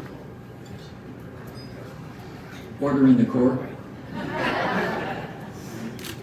Chairman of the Board of USA Fencing, David Arias, who I understand is not here. The new CEO of USA Fencing, Phil Andrews. The interim CEO, Jack Gerhardt. And the chairman of the Hall of Fame Committee, Lee Shelley. Honored guests and your guests, and fellow fencers and ladies and gentlemen. It's a distinct honor and privilege and pleasure to be invited to introduce our inductee, Jane Eyre, to this assemblage. It's always such a wonderful occasion when we're able to recognize the heroes of our sport. And I feel so privileged to be a part of it. Halls of Fame have missions, and this one is no exception. Generally, halls such as this are to honor the heroes of the sport, to preserve its history, to promote its values, and to celebrate excellence. Halls of Fame values are simple and direct. When someone is recognized with this extraordinary honor, it is to recognize the commitment, integrity, courage, respect, and excellence of the honoree. The reason our honoree, Jane Eyre, is here tonight, aside from her spectacular record, is because she epitomizes all of these values and principles. She is one of the greats of our sport, and when you hear her record, you will agree. The reason our honoree, Jane Eyre, is here tonight is to honor her and to honor all of the fencers of USA Fencing, including and maybe especially veteran fencers. I want to compliment the Hall of Fame committee for having the foresight, wisdom, and sense of fairness in nominating Jane for this well-deserved and overdue honor, and to compliment the membership for choosing her for this honor and voting for her for this honor. And I want to thank Lee Shelley especially for the work that he did. Importantly, Jane started as a veteran fencer, and she didn't start young because the opportunities didn't exist for her when growing up. Indeed, women were prevented from fencing saber, for example. And there was also some prohibitions against epee. And this was, to me, having 3 daughters was an anomaly. And so she didn't then begin to fence in competition until approximately 1999, and saber fencing was not authorized until sometime around 1999, and not internationally until 2005. Now, Jane's honor is historic as the first pure veteran fencer, and I want to maybe take a few moments to talk about veteran fencing. Top veteran fencers like Jane are highly skilled, and several former Olympians will attest, after they themselves became veteran fencers and suffered defeats of persons who had started later in life. Now, the fencers in the veterans category deserve recognition and respect and should be considered when their records justify such recognition, and Jane fills that bill beyond comprehension. It can be argued that veterans fencing is really the future of fencing, because fencers in the senior category eventually are forced to leave the sport for matters such as family, children, careers, earning a living, and going on with life. But about the age of 40 or 50, because veterans fencers allow them a chance to re-engage, they've come back to the sport. And when they were ready to come back, fencing was there waiting for them. Now, veteran fencers are an astounding group of achievers. It is outside the sport, I might say. It's abundantly populated by doctors, lawyers, judges, accountants, architects, CEOs, college professors, clergy, successful businessmen and women, coaches, referees, fencing administrators, and mostly all university graduates.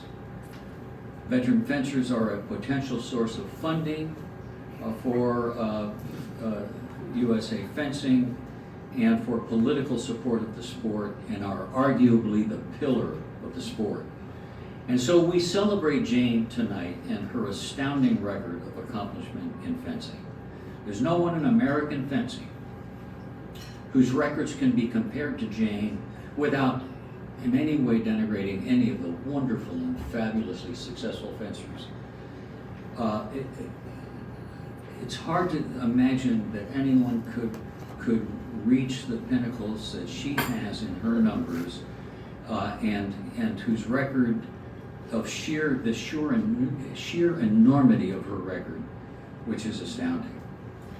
In 1997, at age 44, with her son off to college, Jane took up fencing after going to a class at a local high school in New Jersey. She became a saber fencer. She was,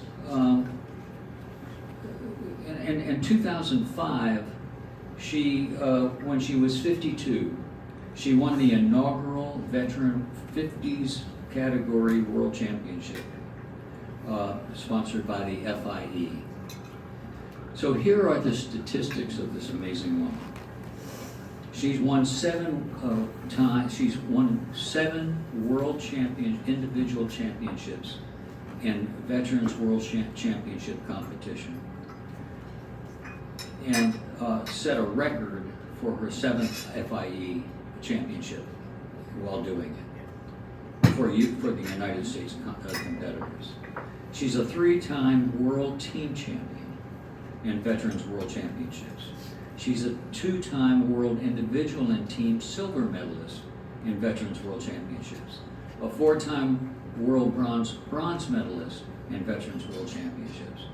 She's a 2-time world team bronze medalist in Veterans World Championships, and a two-time champion at the Canadian American Cup in the combined and age categories.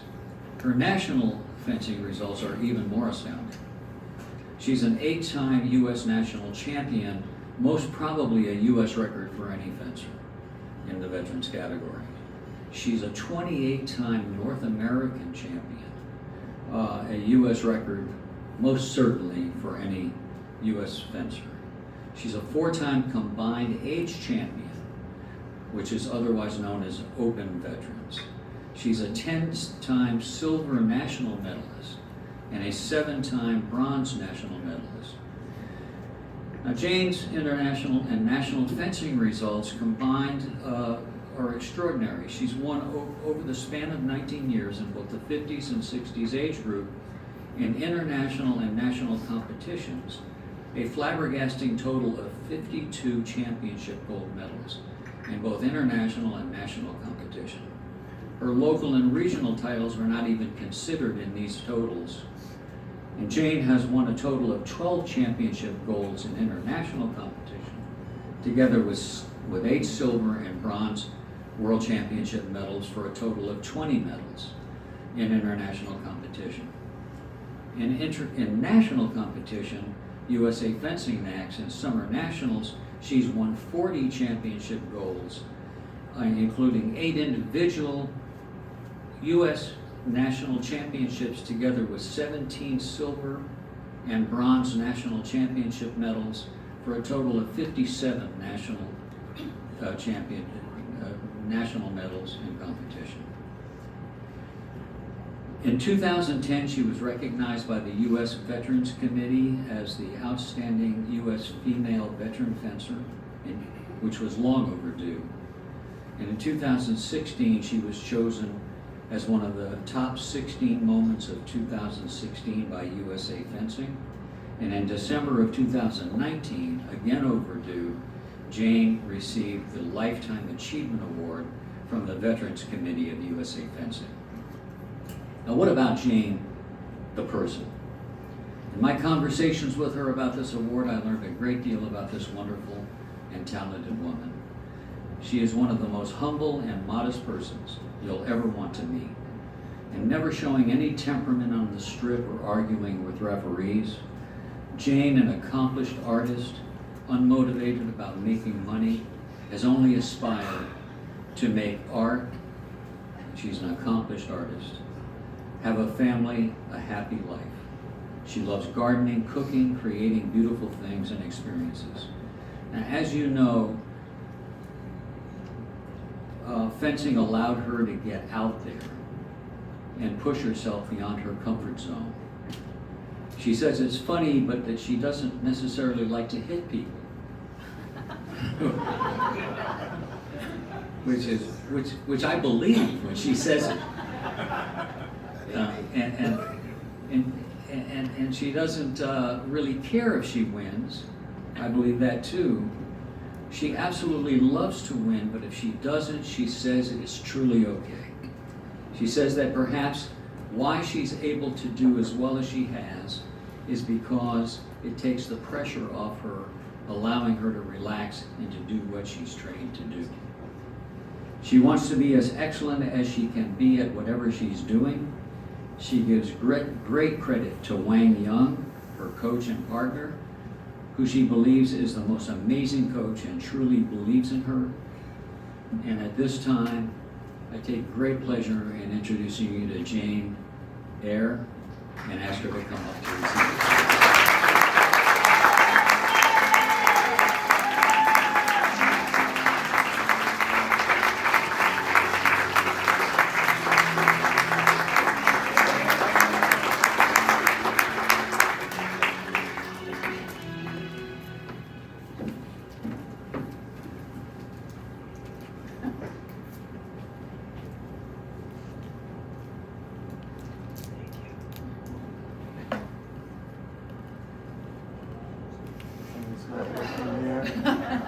Okay. Yes. Stand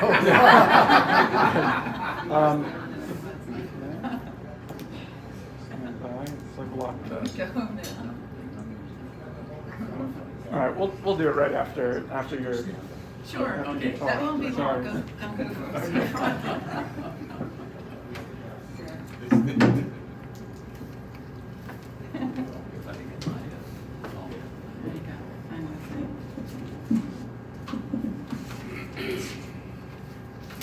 It sounds like I've been busy. Let's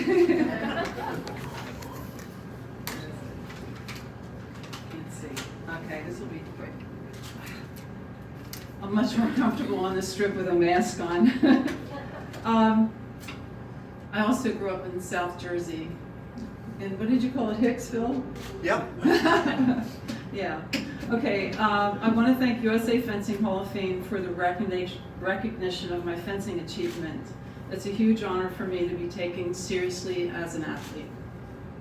When I started fencing, I found a sport that used all my strengths and forced me to challenge all my weaknesses. It has continued to change my life and allow me to grow beyond anything I had imagined. Along with my family and friends who have cheered me on over the last 25 years, I want to thank 3 people who have been a big part of the reason I'm here tonight. First, I want to thank Andy Ma, who provided me the opportunity to fall in love with this sport. He coached me to my first world championship in Tampa, and I wouldn't be here tonight if I hadn't discovered fencing through him. Next, I want to thank Vic Bianchini. Whoop. How do you say it? You got it. I know that's not right. For being an advocate for me, for convincing the USA Fencing Hall of Fame to begin to include veteran fencers in their nominees. He argued that veteran fencers won't retire, so shouldn't have to die before being recognized. I wouldn't be here tonight if it weren't for veterans, or if I hadn't died. Finally, I want to thank my brilliant coach and life partner, Wang Young, for taking me seriously as a person and an athlete. We have created amazing fencing results together. Being an architect, Wang can break down and build back my technique and tactics as Sabre has continued to evolve. It's not easy to change something that works. Wang takes everything seriously, so balances my Zen approach to take nothing seriously. Wang and I are also foodies who continue to compete just so we can have an excuse to go travel around the world to eat. I most surely wouldn't be here tonight if it weren't for Wang Young. I continue fencing, training, and running my club because I love sharing the sport with our students. I know we're creating good human beings at Infinity Fencing Alliance, whether they go on someday to compete or not. Fencing to me is not about beating someone. It's about doing something you've trained for well in the moment. It's about excellence. Thank you.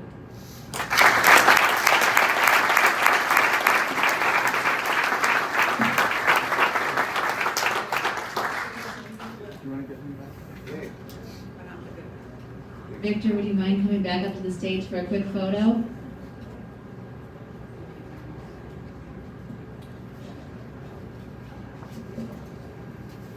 I think we were on the first team together. Yes, you had to kill. You had to kill. Thank you. Sorry about that. Yes. We're all good now. Thank you. People were worried.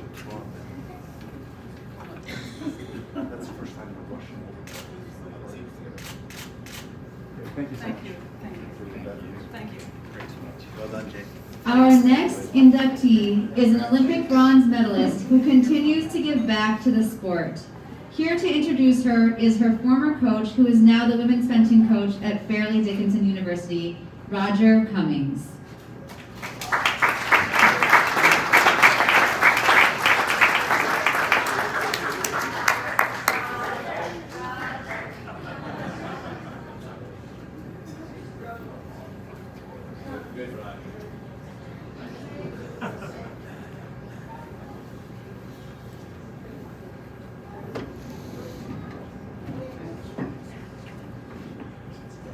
Good evening. My name's Roger Cummings, and tonight we're gathered here not only to recognize and honor those chosen for our Hall of Fame, but to tell you who they are and some of their accomplishments. This Hall of Fame is special as we have two classes to honor, 2020 and 2021. We've all endured the COVID pandemic, which has brought us almost to a standstill for a year and a half. This has brought some special problems and solutions on how we conducted our sport. Together, the fencing community made it work. I would like to thank the Hall of Fame nominating committee chaired by Lee Shelley, with several hand-picked representatives to keep us going. The continuation of nominations through the pandemic, all the categories, including athletes, coaches, and those who have contributed greatly to the organization without interruption, made this possible. I'm here to tell you about one of them. She was admitted to the athletes category for the year 2021. She is Maya Lawrence, and these are some of the highlights of how she helped contribute to U.S. fencing history. No story is complete without telling you about Maya's beginnings, starting with her parents, who were the biggest influence on Maya growing up and the woman she is now. Maya's mom, Pat, and dad, Reggie, currently live in Teaneck, New Jersey, moving from New York City. Mom continued working and commuting to the city, working for the state of New York, and Pat retired from her job only to start a new career in fencing as a competitor and high school coach. Dad was and still is a self-employed entrepreneur. Reggie's a well-known referee and continues to this day enjoying officiating sports. He brings mentorship to new refs while continuing to officiate fair play in the field. Pat and Reggie started a family and were blessed with a baby girl they named Maya. New adventures started. Maya grew up in Teaneck and attended local schools when she became interested in fencing her sophomore year in high school. At the time she started Teaneck High School, it was not well known to be a powerhouse in the fencing and New Jersey fencing scene. That was to change when Maya began to show success. Her focus created an excitement within the community that continues to this day. I first met Maya and Pat when they came to Santelli in Englewood, New Jersey, inquiring about lessons. Maya was about 16 years old. She told me she was attending a local high school literally down the road from the club. Was a sophomore, wanted to learn about fencing, and had never done it before and wanted to give it a try. At that time, Teaneck High School had a girls' foil team. It was not really a formal group, but it had a few dedicated students that formed the core of the team. When Maya started taking lessons, the New Jersey scholastic rules only allowed girls to compete in foil, which Maya did. She took lessons twice a week. I found her to be very coachable and took direction well. It takes about 2 years to determine if anyone starting out has any talent for the sport. We had to overcome one obstacle, however, and that was she would close her eyes, turn her head when she started to make a strike. And that was something that we had to overcome. Together, we worked it out after a short time, showing she was determined on making this work. Later on, Reggie relayed a story where she got her desire to succeed. I remember about Pat and Reggie when Reggie was teaching Pat how to draw. Reggie had an orange Volvo with a manual shift. He took Pat out on one of New York's busiest roads, switched seats, and asked Pat to draw him. Pat told Reggie she didn't know how and was apprehensive about it. Well, Reggie replied, "Well, we're just going to stay here until you learn how." This approach to learning was transferred to Maya and served her well. It was also served when she found it necessary to throw off competitive jealousies within her club to continue her focused training. The end of Maya's sophomore year in high school season came in March, and Maya wanted to keep going. We met at Santelli several times a week from then on. The game changed for Maya, and there was a new rule put into effect at the start of her junior year. High school girls could now compete in epee. Getting to know Maya better and better as lessons progressed, we discussed the switch, then made it happen.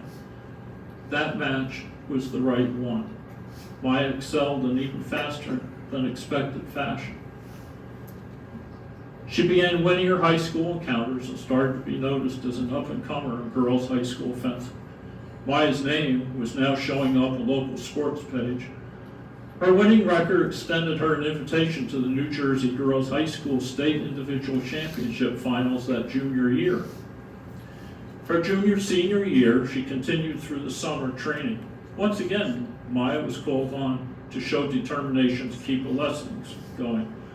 I had to leave Santelli for a short period of time, and then upon hearing that Maya was distressed about my absence, I returned to help her. We picked up as if there was no absence at all and continued training for her next season. At that time, we decided it was time for her to get more outside competitive experience. Maya started to enter local events leading up to her next high school season. Maya continued her senior year with even more recognition and again an invitation to the individual high school championships. We continued to train through the summer. She was improving at a remarkable rate. Maya was again asked to be a part of the Santelli senior women's team for that year's national championships. During her senior year, any extra time was taken up with college applications. Maya's grades and scores were those that allowed her to apply to some of the finest schools in the country. Maya's was pursued by Dave Mechanic at Penn and Michelle Sebastiani at Princeton.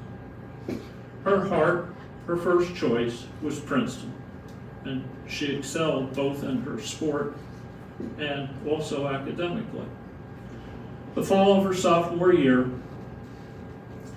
she won the 1999 Junior Pan Ams in Sao Paulo, Brazil. But she also went on to win the Junior Olympic Championship that February. While at Princeton, she continued by racking up recognition with participation in 4 times NCAA championships, earned first team All-Ivy 3 years, 2000 through 2002, part of Princeton's winning team, 3 times IFAs and Ivy League championships. And to top off her undergraduate work, Maya graduated from Princeton University with magna cum laude honors. Post-Princeton, Maya took off a year, and deciding what to do next, she taught fencing in her hometown rec department while seeking out venues like the New York Fencers Club to help her gain more competitive experience around in the New York City area. At that point, Maya decided to continue her education. Her next adventure took her to Columbia University Teachers College, where she earned a Master in Arts degree in education, and she continued fencing as time allowed. Post-school, and with the blessing and support of her family, coaches, and also Michael Afferty, Maya joined the NYAC, for whom she competed, bringing in 4 national team championships, competing in 7 world championships, senior world championships, 5 senior Pan Am championships, and winning the U.S.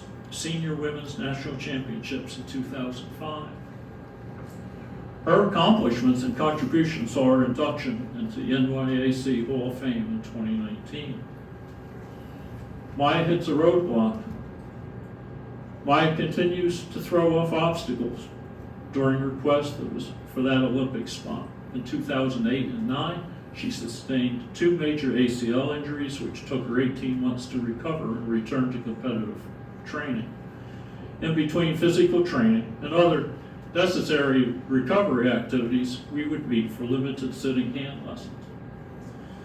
Maya made the decision to pursue her quest to make that Olympic dream come true and moved to Paris. She commuted to the U.S. for all important national level and zonal competitions to qualify for the 2012 Olympic team. She trained with Daniel Levasseur at the Fencing Without Borders, known to be the world's most diverse foundation. In 2011, she saw national rankings rise from her birth of the 2012 Olympic team becoming a possibility. Maya's dream came true by being a part of U.S. fencing history. She was on the team that won the bronze medal, defeating Russia by 1 point in a very exciting climax. And it was also the first medal in the Senior Women's Epee World Championships and Olympic level competition. And by now, Maya decided that she might want to go on and pursue other things. What's Maya doing now? Maya is living just outside of Paris with her husband Chris, who's a huge football and soccer fan. They enjoy 2 little girls, Harper and Swan, with hopes that they will follow in Mom's and Grandmom's footsteps. Maya currently serves on the USA Fencing Ethics Committee and Sports Performance Resource Team. Later in life, fencing for Maya and her family are still a big part of the Lawrence family activities. Maya encourages Mom's coaching with advice from time to time on lessons. Pat started taking lessons when Maya left high school and made the Veterans World Team in Sabre, while head coach of the Teaneck High School program. Her leadership has seen her bring her team to championships as a team and placing also those members in individual championships. In the off-season, Pat has a very successful Teaneck rec program, bringing home fencing to middle schoolers that's feeding the high school. Dad, Reggie, continues to this day enjoying his many sports. Both Pat and Reggie now juggle their work with fitting as much time in as possible, visiting Maya and her family in Paris. This was a short history of Maya's contributions to our organization, and a hearty congratulations to Maya and her well-deserved induction into the Hall of Fame. Maya?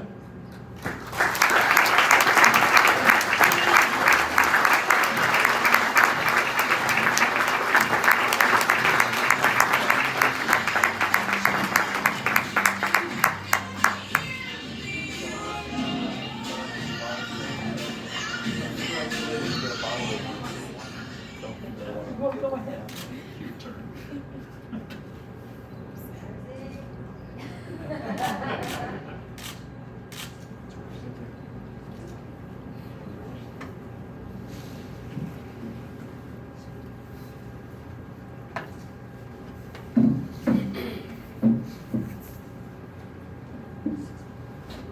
So thank you, Roger, for that wonderful introduction. I'm not going to spend too much time talking. I know there are lots of other people who would like to say words about all of the wonderful fencers we have in the room tonight. But there are a couple of people that I wanted to thank, because without them, I wouldn't be standing here today. So first, Roger, my very first coach. Thank you for teaching me to love fencing and for showing me how to keep things in perspective. Without that, I would have left the sport long, long ago. Second, thank you, Michael, for all that you've done to promote women's epee fencing. You believed in us and saw our potential when nobody else did.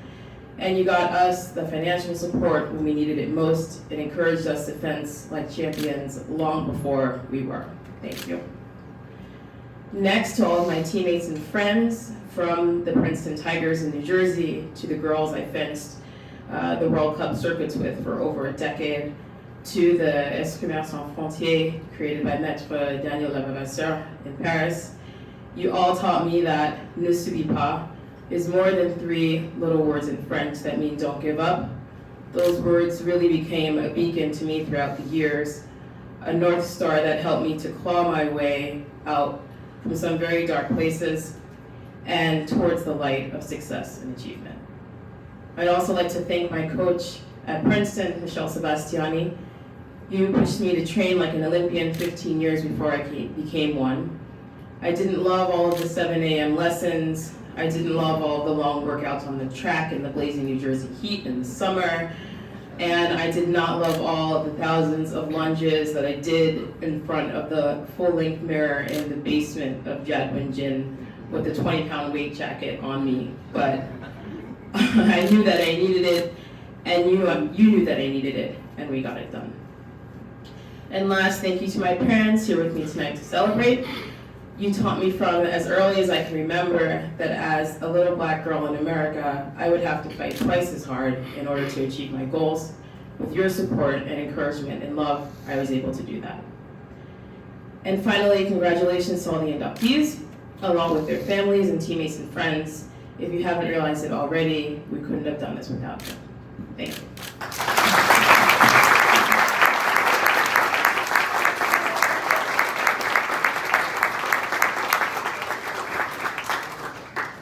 Our next inductee is a 3-time Olympian responsible for much of the growth of fencing in the Northwest.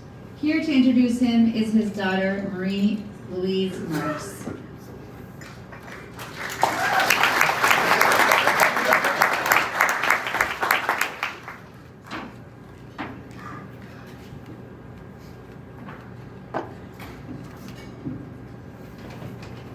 Hello. Mom, are you sure this is Dad? This picture shows a guy with black hair. Just check. Yes, hello everyone. My name is Marie Louise and I am Robert Max's daughter.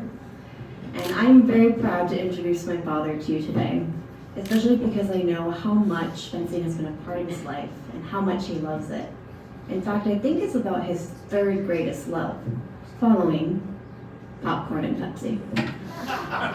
Don't worry, Mom, we're at least in the top 8, I think. Maybe a round of 16, I don't know. But yes, fencing has been such a pillar in my father's life and has been for over 50 years. And I repeat, over 50 years, yeah. But all jokes aside, I'm very happy for and proud of my father. Not just for receiving this recognition, but for everything that he's done for the sport of fencing. Not just here in the United States, but globally as well, as an Olympian and a US champion.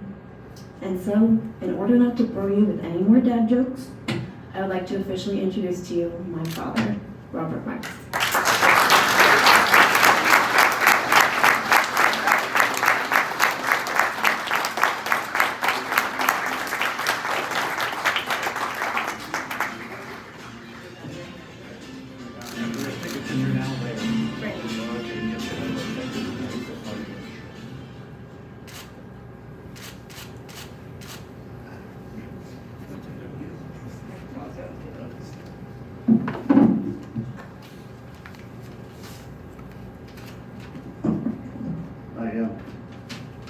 After listening to all my fellow athletic inductees, I find myself an oddity because I'm from the West Coast.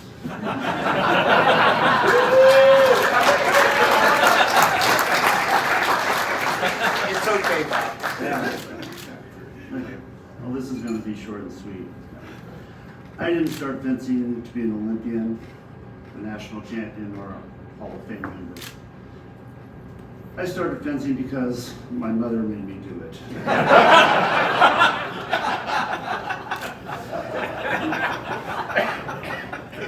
We'll hear more about that in a little bit. So I guess I should thank you, Mom. I also wish to thank my family, particularly my wife Suzanne and my brother Michael. They were there supporting me every step of the way. They were my training partners and coached and cheered me my entire fencing career. And speaking of coaching, I can't forget thanking the fencing masters that worked with me throughout the years, especially Eve Orville, who took a 6'3", 160-pound bean pole of a teenager and made him an athlete. And finally, all of you who felt I was worthy of this honor. Thank you.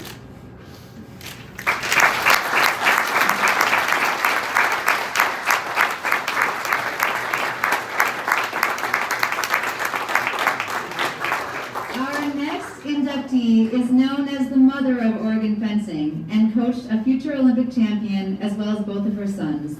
Those 2 sons are here tonight. Please welcome back Bob and also welcome Michael Marks to the stage.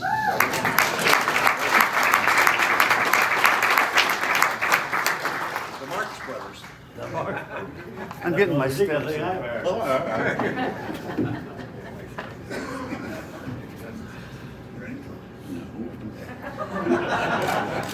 I mean, 2 of them at the same time. Yeah. Good evening, I'm Robert Marks. I'm his brother. All right. We'd like to to first thank everyone for inducting our mom into this amazing Hall of Fame with all three of us in here. It's kind of amazing. You don't know what to say sometimes when you're up here, but she really did everything for the state of Oregon. She started so many things, and we were just so happy to find out about this. And the first thing we did when we found out was to call and talk to the person that was really behind the scenes made it all work, which is our dad. Behind every great woman is a great man. And Don, are you here? You already know you're here. Yeah, he's right there. That's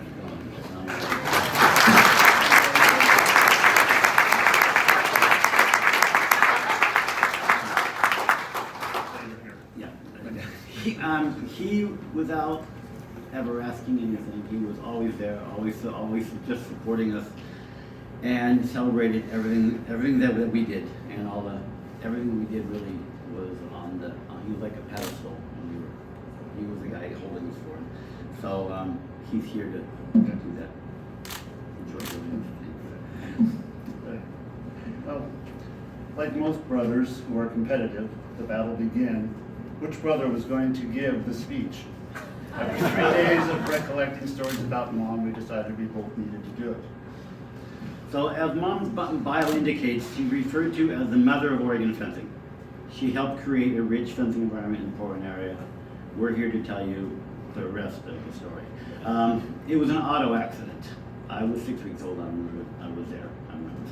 It was an auto accident where she really got pretty badly, and the doctor who had treated her suggested that she take up fencing to work for therapy for her rest of it. At that time, most of you that are around our age, there wasn't physical therapy like they have now. So they recommended that she start up fencing for her own physical therapy. But that wasn't the first spark that united her. With just a few dozen fencers in the Portland metropolitan area, finding a class was difficult. She eventually succeeded, and after some weeks of lunging and parries, her instructor, Sam, came up to her and said, "You know, Colleen, what we're doing here isn't fencing." Shocked, she asked, "What are we doing?" He said, "Here, let me show you what fencing really is." He had her put on her mask. They got on guard, and Sam literally ran down the strip and hit her square in the middle of the chest. Ripping off his mask and standing a foot taller than her, staring straight down, he said, "That's fencing." She calmly removed her mask, smiled at Sam, looked him straight in the eye, and with a big smile on her face, she remarked, "Oh, I like that." And that was the moment that changed her life in fencing in Oregon. She was hooked and drove straight in. And then, of course, she came back from a competition, and that was a long time ago. They did not fence electrically. She came back with an electrical weapon. And, well, we have to start doing this electrically. I know we're that old. She also heard of a fencing master named Leon Hoyle in Seattle, Washington. And she found that he was giving fencing lessons for $4 each. That doesn't happen anymore either. So what she did, she started organizing competitions and finding places where we could all practice. But that wasn't enough. When Leon's brother Eve Oriole joined him in Seattle, an opportunity arose, having a fencing master in Portland. There was a few obstacles, too few fencers, not enough money to support a master and his bride, and one simple request from Eve, a permanent location, a fencing cell. Mom wasn't going to be deterred. A building was found in downtown Portland. She had 2 others with her guaranteed Eve salary for a year. She rounded up every fencer in the area to train together. There was some resistance. Some fencers didn't think it would work, but it was her determination, drive, and constant push that kept it going. The next one, I don't need my notes for this because her stubbornness was one of her strengths. That's why I'm talking about this part.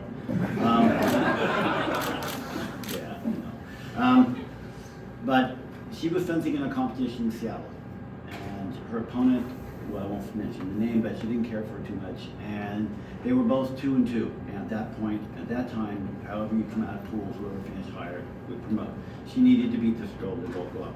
She's beating her 4-1, and while retreating, she completely severed her Achilles tendon. I mean, that's terribly painful. They had to call a doctor. The doctor came up and looked at her and said, you can't walk on that. It's completely severed. And she said, I want to compete. And then E. Royal, the coach, said, Colleen, you can't even walk. You can't do that. And he said, so you have to stop. She goes, no, I want to finish. He goes, well, if you can walk up there, go ahead and fence. That was a mistake for him. She got right up there, and she just stood there. She couldn't put any weight on. She was on one leg. The girl attacks, and she hits her. She tries to hit her. Does it once, does it twice, does it 3 times. It's 4-4. Does it again. Mom parries, lunges and hits her in terrible pain. Hits her, scores the touch, turns to Eve and goes, now you can take me to the hospital.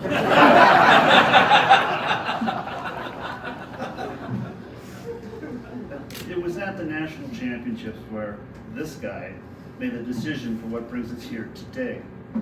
Mom and he both fenced foil, and when his results at the nationals were better than hers, Michael said, the foils are now mine.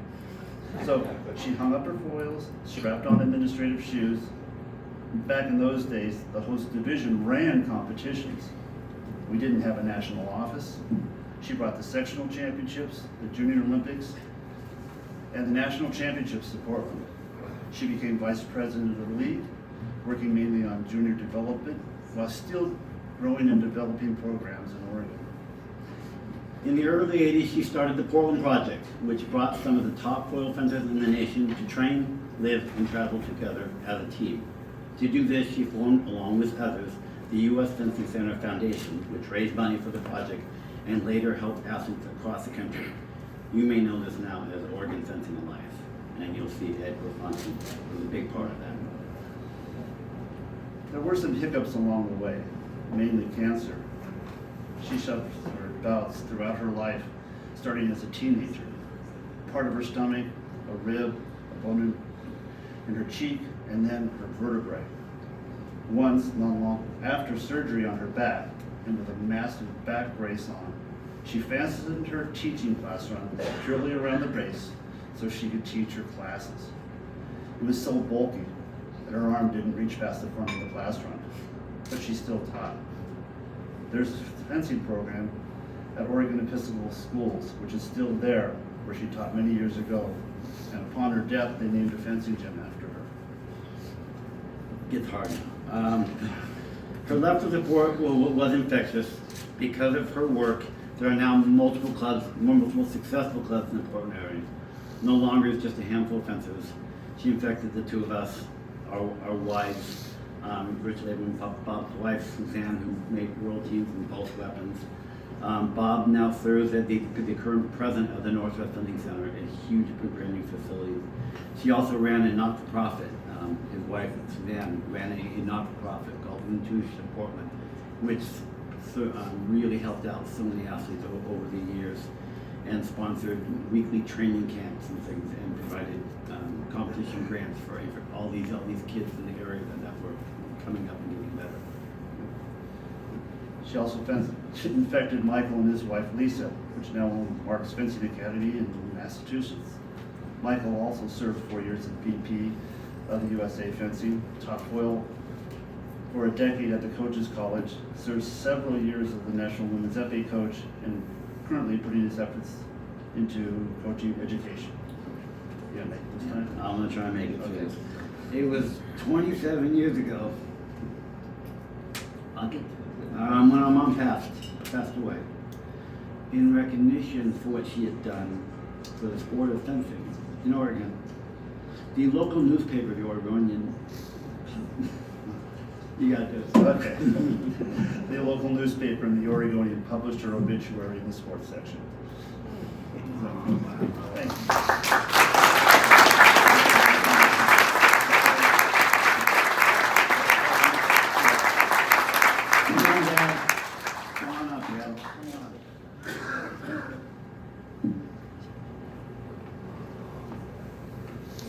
also do a great job.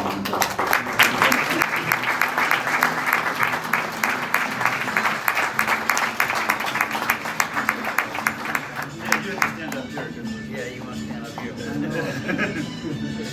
What are you guys trying to say?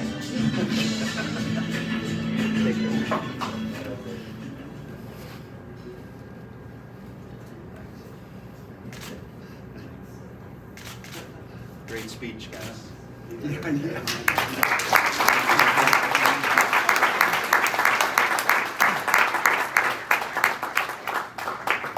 Our final inductee tonight is a legend in the world of women's foil coaching. Here to introduce him is the founder of Radical Fencing and chair of Fencers Club in New York, Philippe Bennett.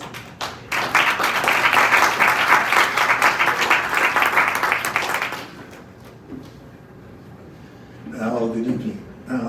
Well, it started this way. Michael invited me to dinner. I accepted, and then we're sitting there. I said, I didn't realize I needed to say something.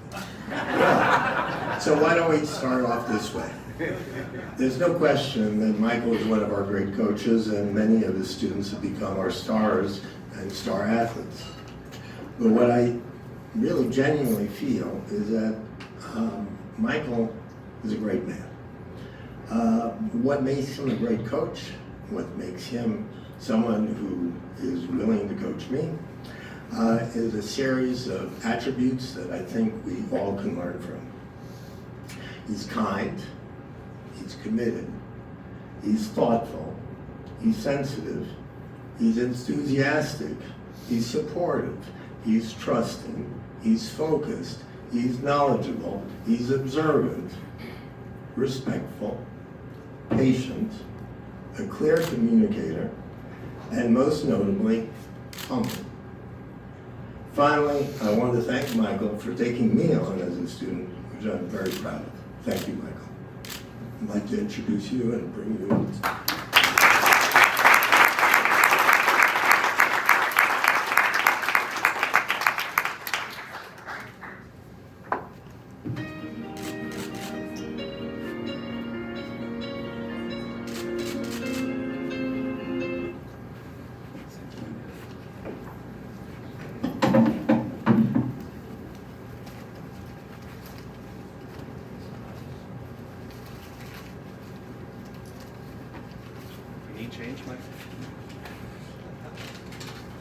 Good evening.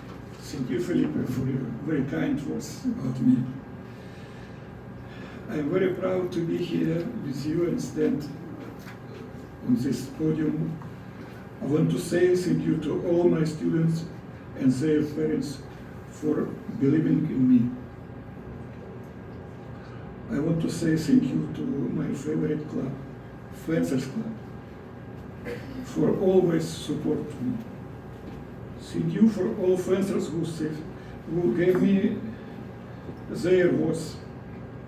Thank you for American fencing. Thank you very much.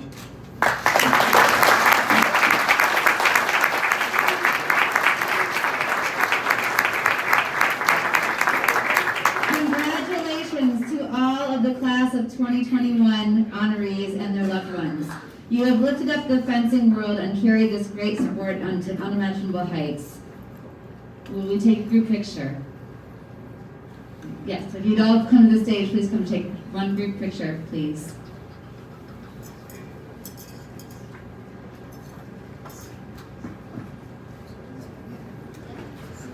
If all of the class of 2021 could join us on the stage quickly for one quick picture.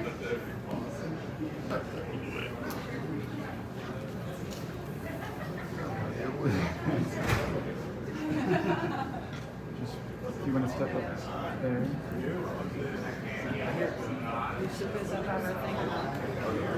Please, yes. It's really pretty. Burn your eyeballs out. Yeah, you. Do we need these or not? Either way. Yeah, you could set them there if you don't want them in this photo. That's fine. We waiting on anybody else? Okay. Oh. Oh, here she goes. Okay. Perfect. Yeah, I see her right there.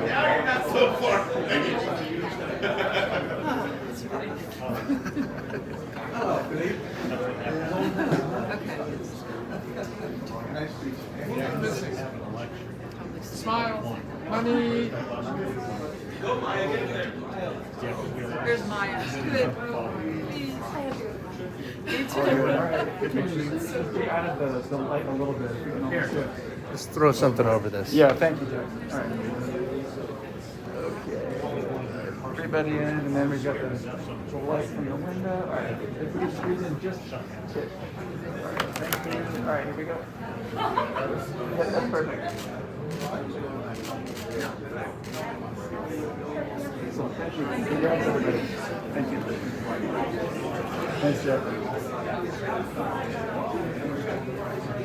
And finally tonight, we are honored to be joined by two members of the newly elected class of 2023. While we look forward to including the rest of the class next summer, we are pleased to announce that these two legends of our sport will be inducted into the USA Fencing Hall of Fame this evening.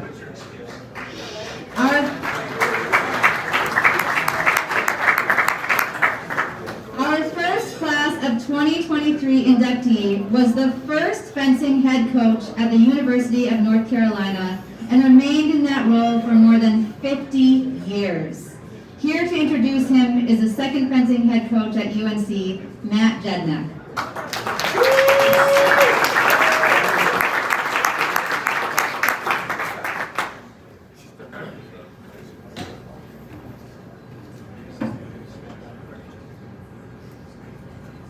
Not like there's been any pressure to follow a man who's been there for over 50 years, but to go ahead and introduce him, I feel honored to be up here. Hello, and congratulations to everyone who's here. It's a very prestigious award, and it's great to have everyone here to be able to celebrate it in person. You all look amazing, and yes, Albertine, that includes you, looking good. I knew that tonight was special for a number of reasons, but one in particular was that Coach Ron Miller is actually wearing dress pants. There's been a large number of times in my time knowing him in which he's worn pants, but a few times in which those pants were actually dress pants. So that's how you know that this is an official function in which we're here to celebrate. Dick Barry asked us to think about a person who changed our life, and for me the answer is fairly simple. It's more than an honor to be here introducing someone who has had such an immense impact on me, my life.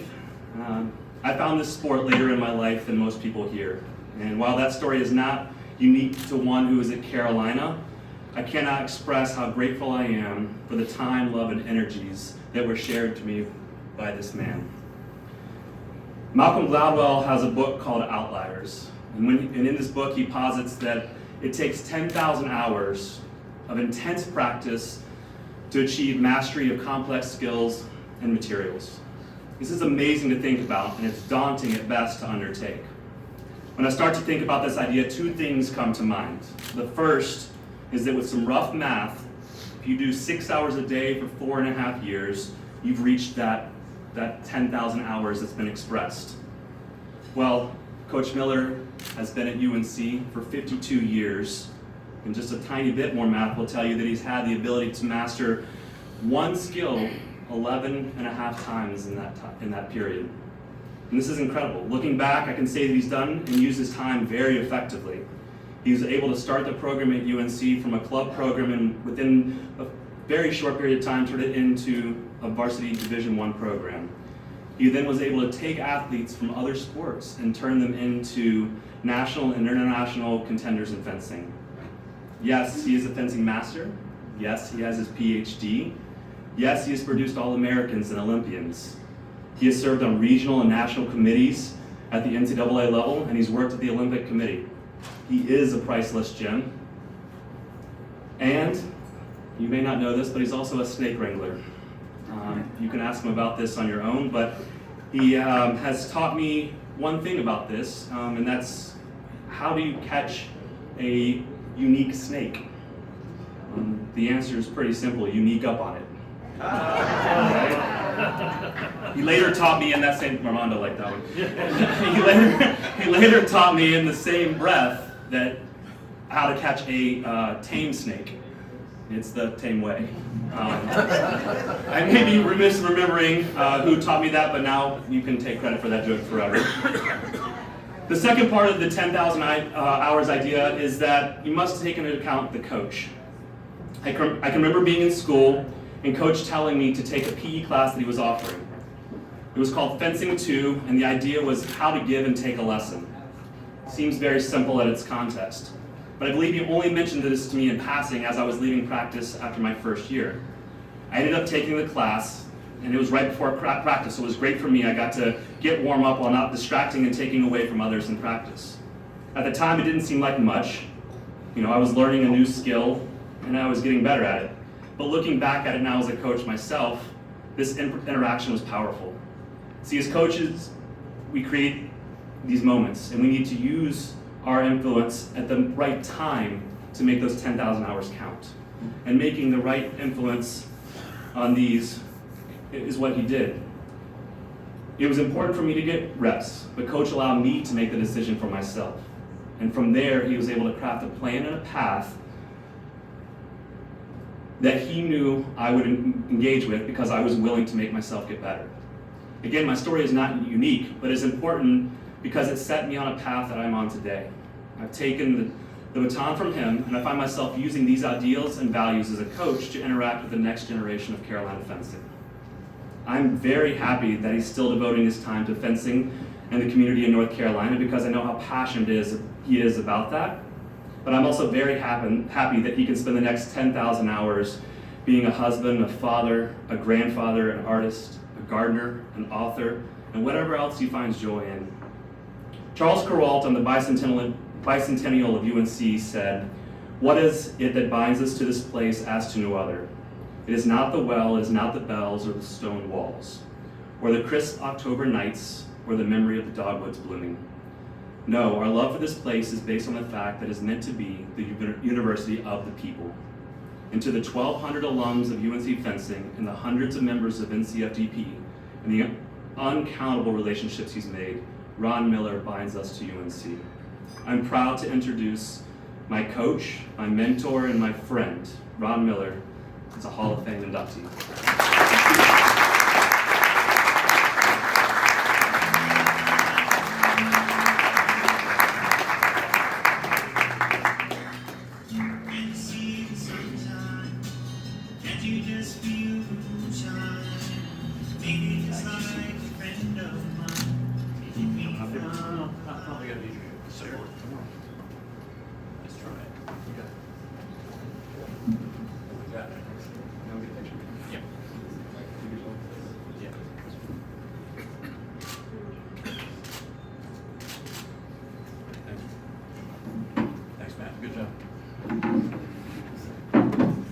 Hello, everyone. I know most of you in the room. You are a large part of my life and my ability to teach and coach the way I do. I followed your example. I have watched you do your craft and your work, and I've taken things from that. I've not stolen your material, but I have adapted it and used it to help my athletes and to develop the sport of fencing. This is a great award, not just for me, but for everyone that's been associated with my program and all the athletes that I've been able to touch over the years. There are 4 athletes sitting at the table with me. All 4 of them exemplify something that is very important to me, and that is giving back to the sport. All 4 of them were unique and great athletes, both in other sports before they came to fencing, but also became great fencers as well. Now they teach fencing. Now they are coaches. In different ways, in different contexts, some in high school, some in college, some have their own clubs. One is retired but still teaching, just like I am. But the idea is always give something back to the sport. The sport has given us, has given me so much that I feel that every day my focus, my energy is to give back. if I can do nothing else in the rest of my career, it will be to promote that for every fencer that's out there. If everyone gives something back to what they've gained, then our sport will continue to grow and thrive just like it is now. So I hope that will continue to be the case. I've had several mentors in my life, actually too many to count, but there's one in particular that was my very first one. His name was Julio Costello. He was 94 years old and he retired from New York to Tampa, Florida. I was in St. Petersburg, and my club would go once a month to Tampa and take lessons with the old gentleman. He had a protege, Jack Espinoza, who took care of the old man, and he was amazing. But every time I went, he got frustrated. I had just come out of wrestling season, and I was very stiff, very physical, and although I was coordinated and quick, he needed me to be a little bit more flexible. He was so frustrated with working with me that one day he went back in the shop behind where the saddle was, and he took a yardstick and he cut it off so it was about 1.5 to 2 feet long, and drove a nail in each end, and then took a file and sharpened that nail. He tied a string around both ends, and then he hung it around my waist so that when I sat on guard, the points of the nail were at the inside of my knees. This way, when I advanced and retreated, if I did it incorrectly, those nails would bite the inside of my leg. Now, I could have looked at this as punishment, but instead, I looked at it as an amazing way to adapt a skill so that someone could learn something. It was creativity. That desire for creativity has carried over into my own teaching. Every day, when I teach skills, I encounter different athletes with different talents, different problems, different everything. So what I have to do is find the best way to teach them. All of us that are coaches and all of us that teach fencing do that every single day. All right? Creativity is important. Also, we all thrive because we have support. Whether that support comes from the association, whether it comes from our clubs, from our parents, from the athletes themselves, we get support. My support comes from everywhere. But right now, one of the major sources of support is from my family. I have a wonderful wife who is an amazing artist, photographer. She works on computers. She does everything to assist me to help teach. One, NCFDP, which is the club that is at UNC, was viable before COVID. We would sponsor 4 to 6 competitions every fall. We would have camps every summer. And we would have over several years, thousands of kids involved in that, and competitors. So she took pictures of all of that. We have over 75,000 pictures and videos up on an account. So all those parents, all those athletes could go look at it. That's a type of support that you can't ask for, it's volunteered. She cares about me, she cares about the sport of fencing, she cares about all of my athletes and all the people that I touch in my life. Over 52 years of coaching at Carolina, I taught fencing classes for 42 of those years. I taught between 6 and 8 classes a semester with 40 students in every class. Okay? Over my years as a coach on the team, my teams averaged from about 20 to about 70 athletes per year. If you look at all the people that I touch with other clubs and with different tournaments and different other things that I do, it's probably closer to 40 or 50,000 people. This is the joy of my life, to be able to give back, to promote our sport, to show how important it is to the daily life of everyone that they can learn to be a better person, learn to be more effective in their communications with others, in their ability to find joy and success in their life. Fencing is life. We all know that. Okay? And I thank you for the opportunity and also for your support for me and for everyone else here in this room. Thank you.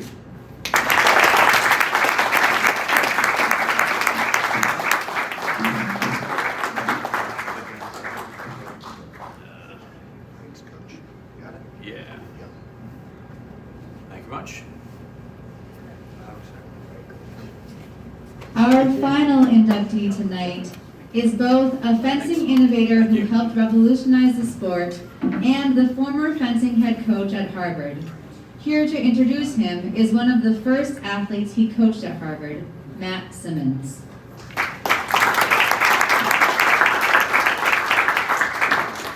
I suppose I should say that if you look outside, judging by the Princeton and New Jersey bias here, you might see orange, but I say it's crimson. I was lucky enough in 1976 to be a junior at Harvard College on the fencing team when Ben Zivkovich took over as head coach. And it was 1976, and in the summer before my senior year, he gave me a part-time job putting together aluminum strips of the type that are now common in all fencing competitions, here at the Olympics, at World Cups, everywhere. They were, back then, they weren't common. This was an example of Ben's fencing innovation. He's a very creative person, a person always trying to think what can be done to advance the sport of fencing. It was, as a coach, he was a very creative coach. I'm not going to trouble you with all the stories, we don't have too much time. But among the innovations that he's put forward, besides the aluminum fencing strip, he was the one who came up with the visor mask that FIE experimented with. He has invented wheelchair fencing systems that allow people in wheelchairs to move as well as be static, so allowing things there. He is still innovating his strips. If you go to his website, you'll see he's proposing some new ideas for fencing strips that are more rounded, offering some potential for different movement. He's the type of person that fencing needs to bring it forward into a new world. I've been very pleased to have had a chance to talk with Lee Shelley over this thing, and I'm extremely happy that USA Fencing and the Hall of Fame have decided to honor Ben. FIE has honored him with 2 gold medals for developing fencing equipment. You undoubtedly, if you have been in fencing, have seen his handles and other equipment that he's provided. So, since the evening is late, I would simply like to introduce a fencing innovator, a great man, a coach, and also a great fencer when he was young many years ago. I can't remember that far back. Branimir Ben Zivkovich.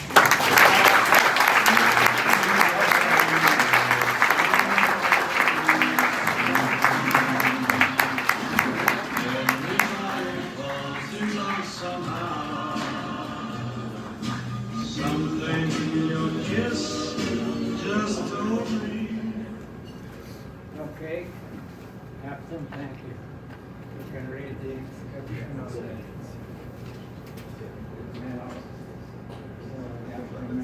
Here, well, we got to take a picture, and then you're the guy.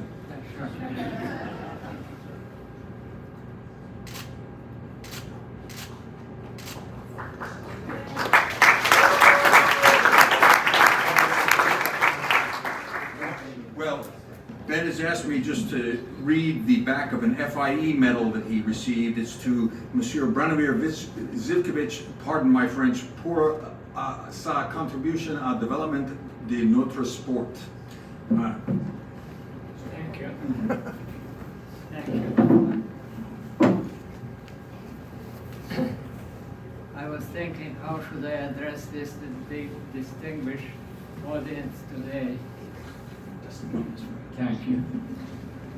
And after examining all possibility, I came only to the one which is appropriate, and I will use it to say, good evening, teenagers.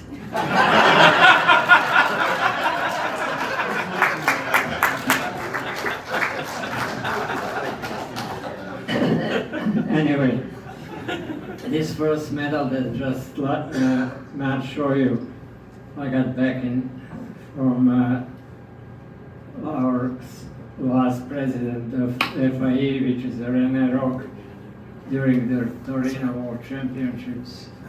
The contribution of developing that strip, which has a history itself, I will tell you in short. But then in 2008, I got the second gold medal from the same FIE for another things that I was developing at that time. Now, without really trying to put myself above anybody else, but I can tell you that there is no other manufacturer in the entire world who's got a single medal, not only two. What is the catch to is this? When I was developing my very first fencing strip, thanks for my late wife, who was a sculptress, an American, and that day she said she's going to the foundry to fire her same work in clay. That was in Bridgeport, Connecticut. So as we went there, and I said to the owner, can I look around while we were doing this? Yeah, he said, be careful because all floors are open for the fire to go through. So being a scavenger, I was looking around, I see the pile of different tools and everything else. And I picked each one of them a little piece and so forth. When we got home and I was in the basement, I held one piece of the something which was perforated, and I was pushing my thumb through it, and it didn't let me go. So I said to myself, if I make a fencing strip of it, there will be no sliding or nothing else. So to make a long story short, I went to downtown New York on Canal Street. Some people who live in New York, you know what that means. You can get anything at Canal Street. So I got 2 sheets of aluminum, brought home. I couldn't resist not to continue making it, so till midnight I put it down simply on the floor, bought some plywood and knocked it down. I wanted to prove myself that if I make a flash attack, I should not slide. My wife was looking and saying, you're crazy. Well, I said, that's the way it is. So I tried my flash, it stopped me dead right there. So I knew this could be a fencing strip. So I made 2 strips which were first introduced at MIT for the IFA tournaments. And a lot of coaches, friends of mine in those days, were looking at it and saying, oh, we're laughing, we're all gonna slide. Steve Kaplan, I don't know if you know the name, from NYU, very well fencer, has a club in New Jersey called Cobra. He's got my strip. So he is to prove to everybody that he will slide. So we were all standing and I said, Steve, be careful, you're not gonna slide. Well, he was stubborn. He made a little flash attack, stop, and he was stopped right dead, and his ankle went out. So that was the proof that sliding in any direction on the perforated strip cannot be done. In today's strips, which is extruded line across the strip, that does not allow you to slide. But if you move laterally, you will slide. As a matter of fact, there are already injuries on those strips as well. Strip has been FIA approved. Well, the following week after the MIT, there was a Martini and Rossi held in New York City, very famous tournament on the 57th Street in a club, very private, as you do all know. And I called Jack Kane. I said, would you need some strips? He said, yeah, well, what kind? So I told him, all right, he bring the strip. So I brought the strips, I put down. That was like Thursday. On Friday morning, my phone is ringing. I was living in Stanford. There is Jack on the line, and he says, why don't you come in immediately?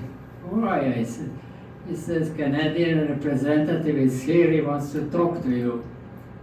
All right, so I went there.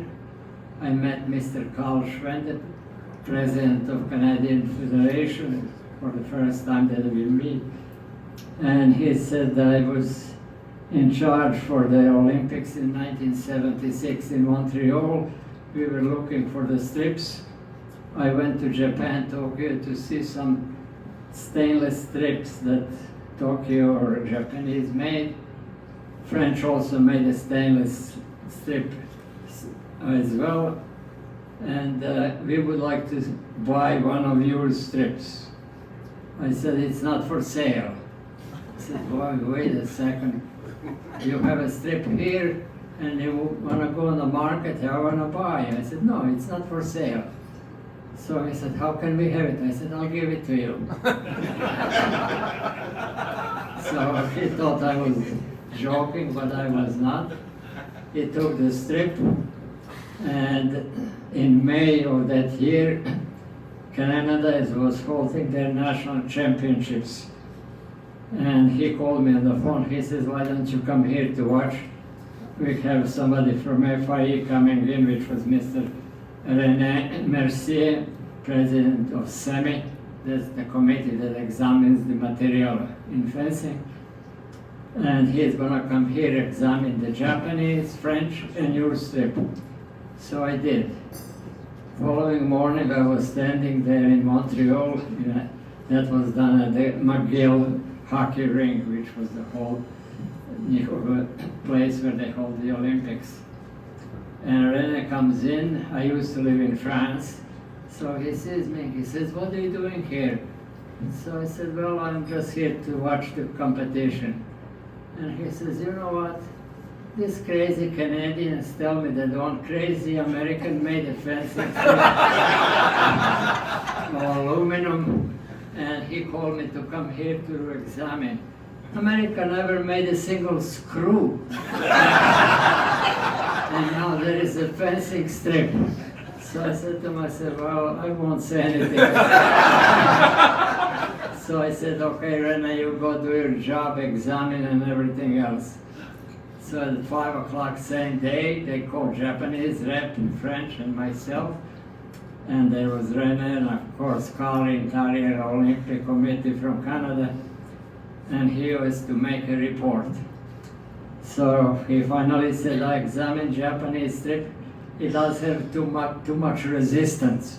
You know, not to go into that finally explaining what that means. Too much resistance over 5 ohm, you were no good. And then he said, yes, we have a French strip, but that one also is not as good as I thought it would be. But this one here is a perforated aluminum from America. That's the only one I can approve. So everybody said, fine. But then he said, who made this strip? So Carl said, Branimir made the strip. He came over and he said, man, when I landed this morning, you didn't tell me. I said, no, René, because if I would told you, that might have influenced you.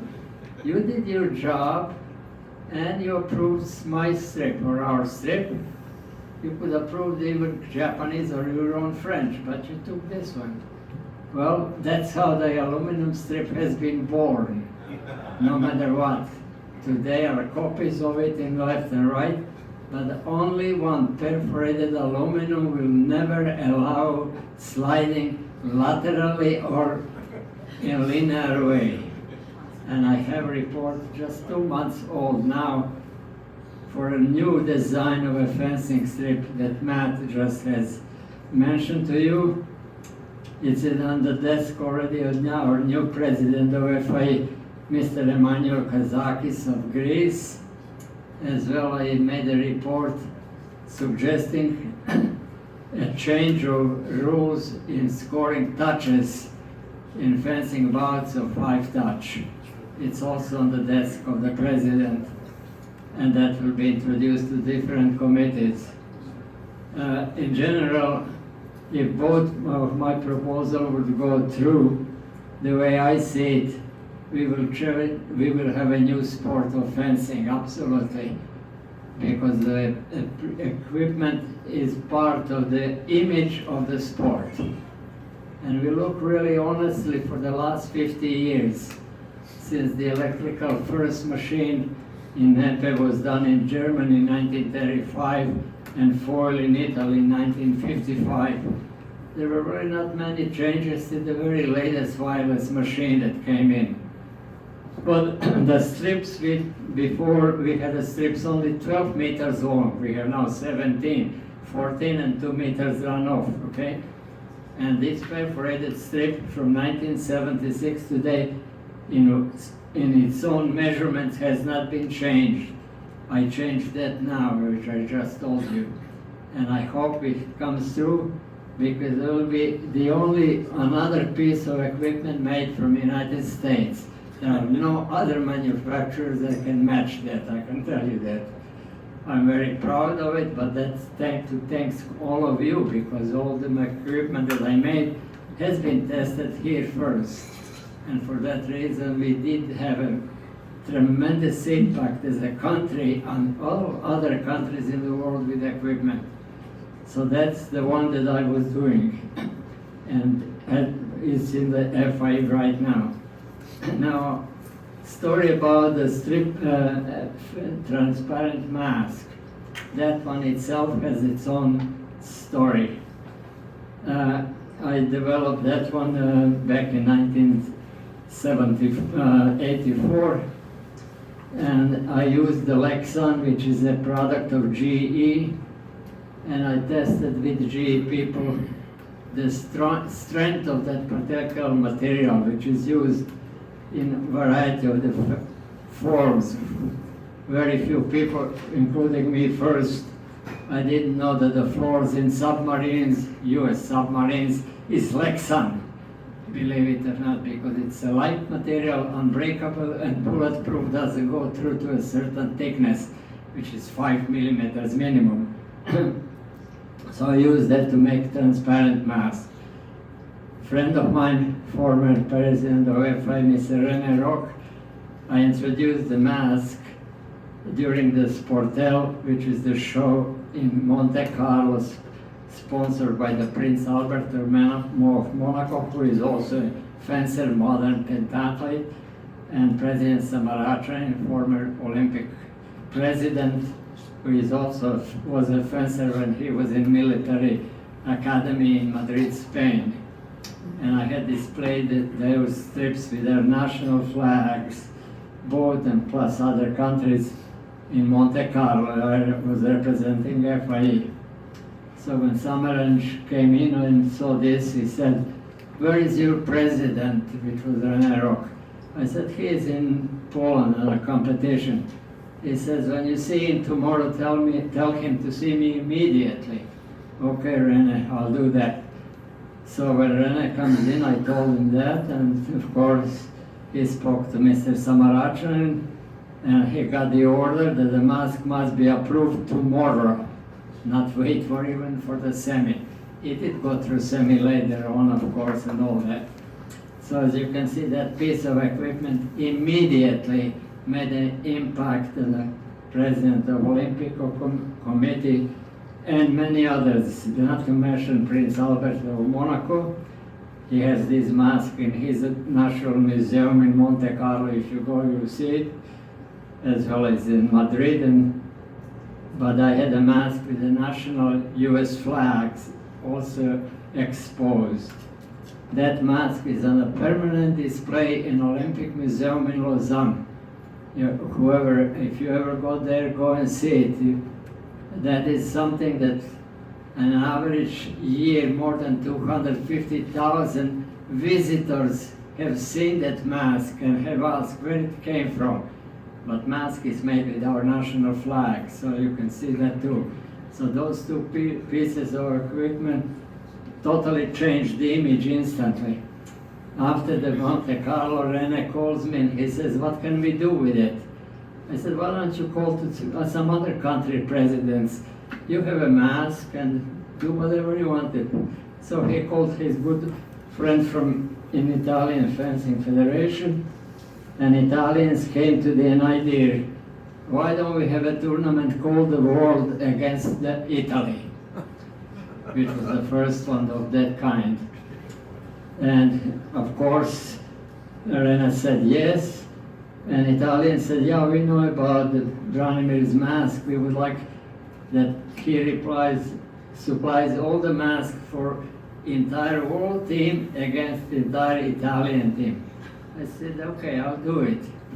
So he said, all right, here it is, go there. So somebody called me from Italian Federation and said, okay, take the plane, we'll wait for you in Rome, and it will be in Caltagirone, Sicily, competition, world against Italy. Anyway, so I'm landing in Rome at midnight that day, and waiting, hopefully that somebody will wait for me. And custom Italian wanted to see what's in the boxes. They saw the mask, they start to laugh and challenge each other. They said, okay, we are closing airport at midnight, you have to get out. I said, but I'm waiting for some Italians to come here to meet me, that's why I'm here. No, we don't know that. Get out of the airport. So I got out of the airport. There were a couple of taxi standings there, me with these boxes, and taxi people started to laugh and ask me what hotel you want to go to and so forth. I speak Italian a little bit. So I was telling him what it's all about. He says, okay, do you have a name of an Italian secretary? I said, I just forgot that in my house in USA before leaving. So, okay. I said, do you have a phone book? Oh, yeah, we do. So they brought the phone book. The name was Antonini, General Secretary. So there is pages and pages Antonini's. So they start to pit against each other, the taxi driver. One said, okay, we give him a chance 3 times to find out which Antonini. Oh, and I'm looking to the pages. So they all come around me, they're bidding money here and there. And all that. So they one said, okay, go ahead first. I do this. They look on the other's phone, they call, it's not. All right, page over. Second, I do this, same thing. Third page, I look, I close my eyes and I did that. They call, and I got it. They fell apart. They called me, you're a god. El Dio. So they called finally the office. This is now 1 o'clock in the morning. So it was the Italian representative. They were waiting for me at the local airport in Rome, not at the international. And they didn't tell me, and I didn't know or anything about it. So now, via phone that I made to his house, his wife answered, and he said, oh, where are you? I said, this is what happened. Where is Mr. Antonin? She called him, they came here, taxi people said, no, we're gonna drive you there free. It costs nothing, okay? So they took me there, small airport, and a plane was ready, propeller type ready, and Antonini was there, nothing else there. And I come out with these boxes. All of a sudden I see the 2 Italian policemen comes out of nowhere. And they go into the plane. So I said, well, I see what it is. Yes. Time up. These 2 policemen are carrying out one Italian passenger, and he was screaming like hell. In other words, they took him out because they waited for me and then they let him in. So now I came there, they want to take him out, and they didn't want to go out, naturally. Well, that was that. So we go finally to Palermo. Unfortunately, that night was a San Gennaro fiesta, full of street of people and everything else. And we were assigned at the hotel, and my roommate was a Jay, former world champion in epic from England, a tall guy and so forth. So we were there, finally there. The following day we were received by the mayor of Caltagirone, which is a really headquarters.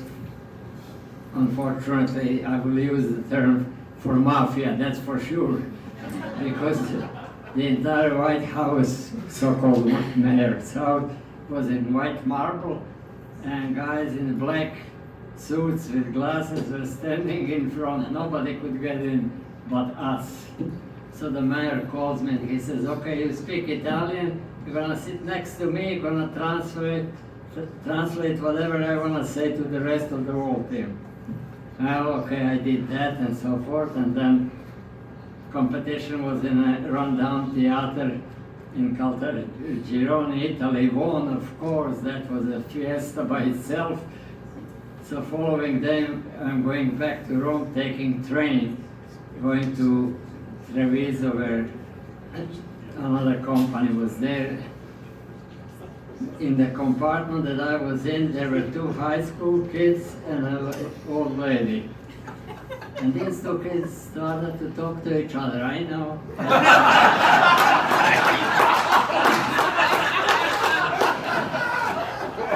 And one kid says to the other, did you see last night that tournament in Caltagirone? The other kid said, yeah. Did you see that mask finally there?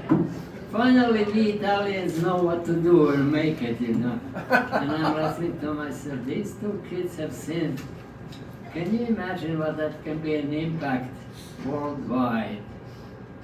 Well, when I got back to Paris, where the headquarters of FIA were at that time, I told Ryan Rock about it. So he said, what can we do? I said, why don't you try a new competition? Forget about these World Championships. Well, it turned out that the 4 championships country against world team was held 5 times with my mask in Europe, in Italy twice, Frankfurt, and Rome, as well as in Paris, as well as in Lausanne. After that round, I said, well, we exhausted everything exposure. What else can we do? I said, create a new tournament. Well, believe it or not, because of that mask, today we have the World Cups and Grand Prix all around the world because of one piece of equipment from the United States.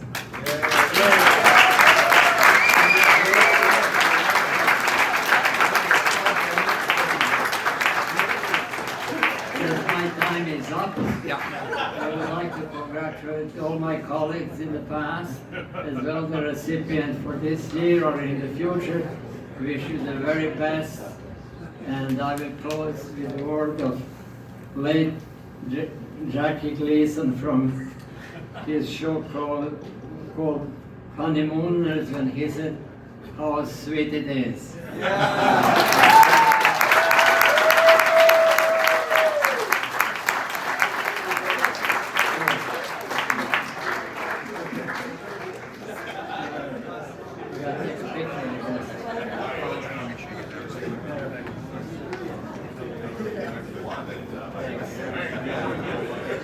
Thank you very much, and once again, congratulations to all of our inductees. Now, to offer his closing remarks, please welcome back to the stage, Lee Shelley.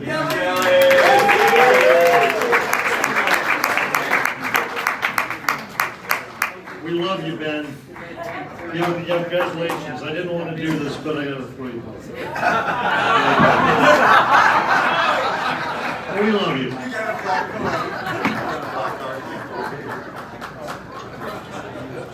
Well, hope you all had an enjoyable evening. We're actually way ahead of schedule. I'd like to introduce a few more people. Seriously, congratulations to all of the Hall of Famers we celebrated tonight. It's a great honor. You deserve it. And thanks to the staff and the volunteers who made this happen. And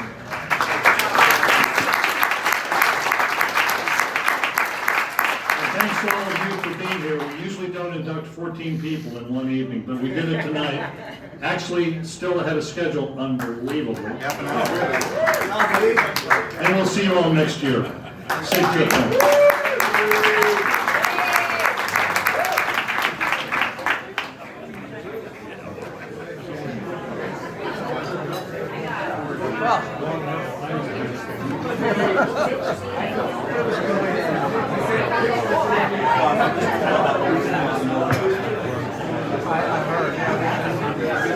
Excuse me, guys.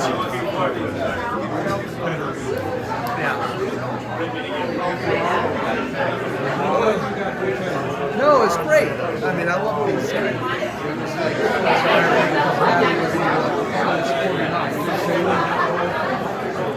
They do, yes.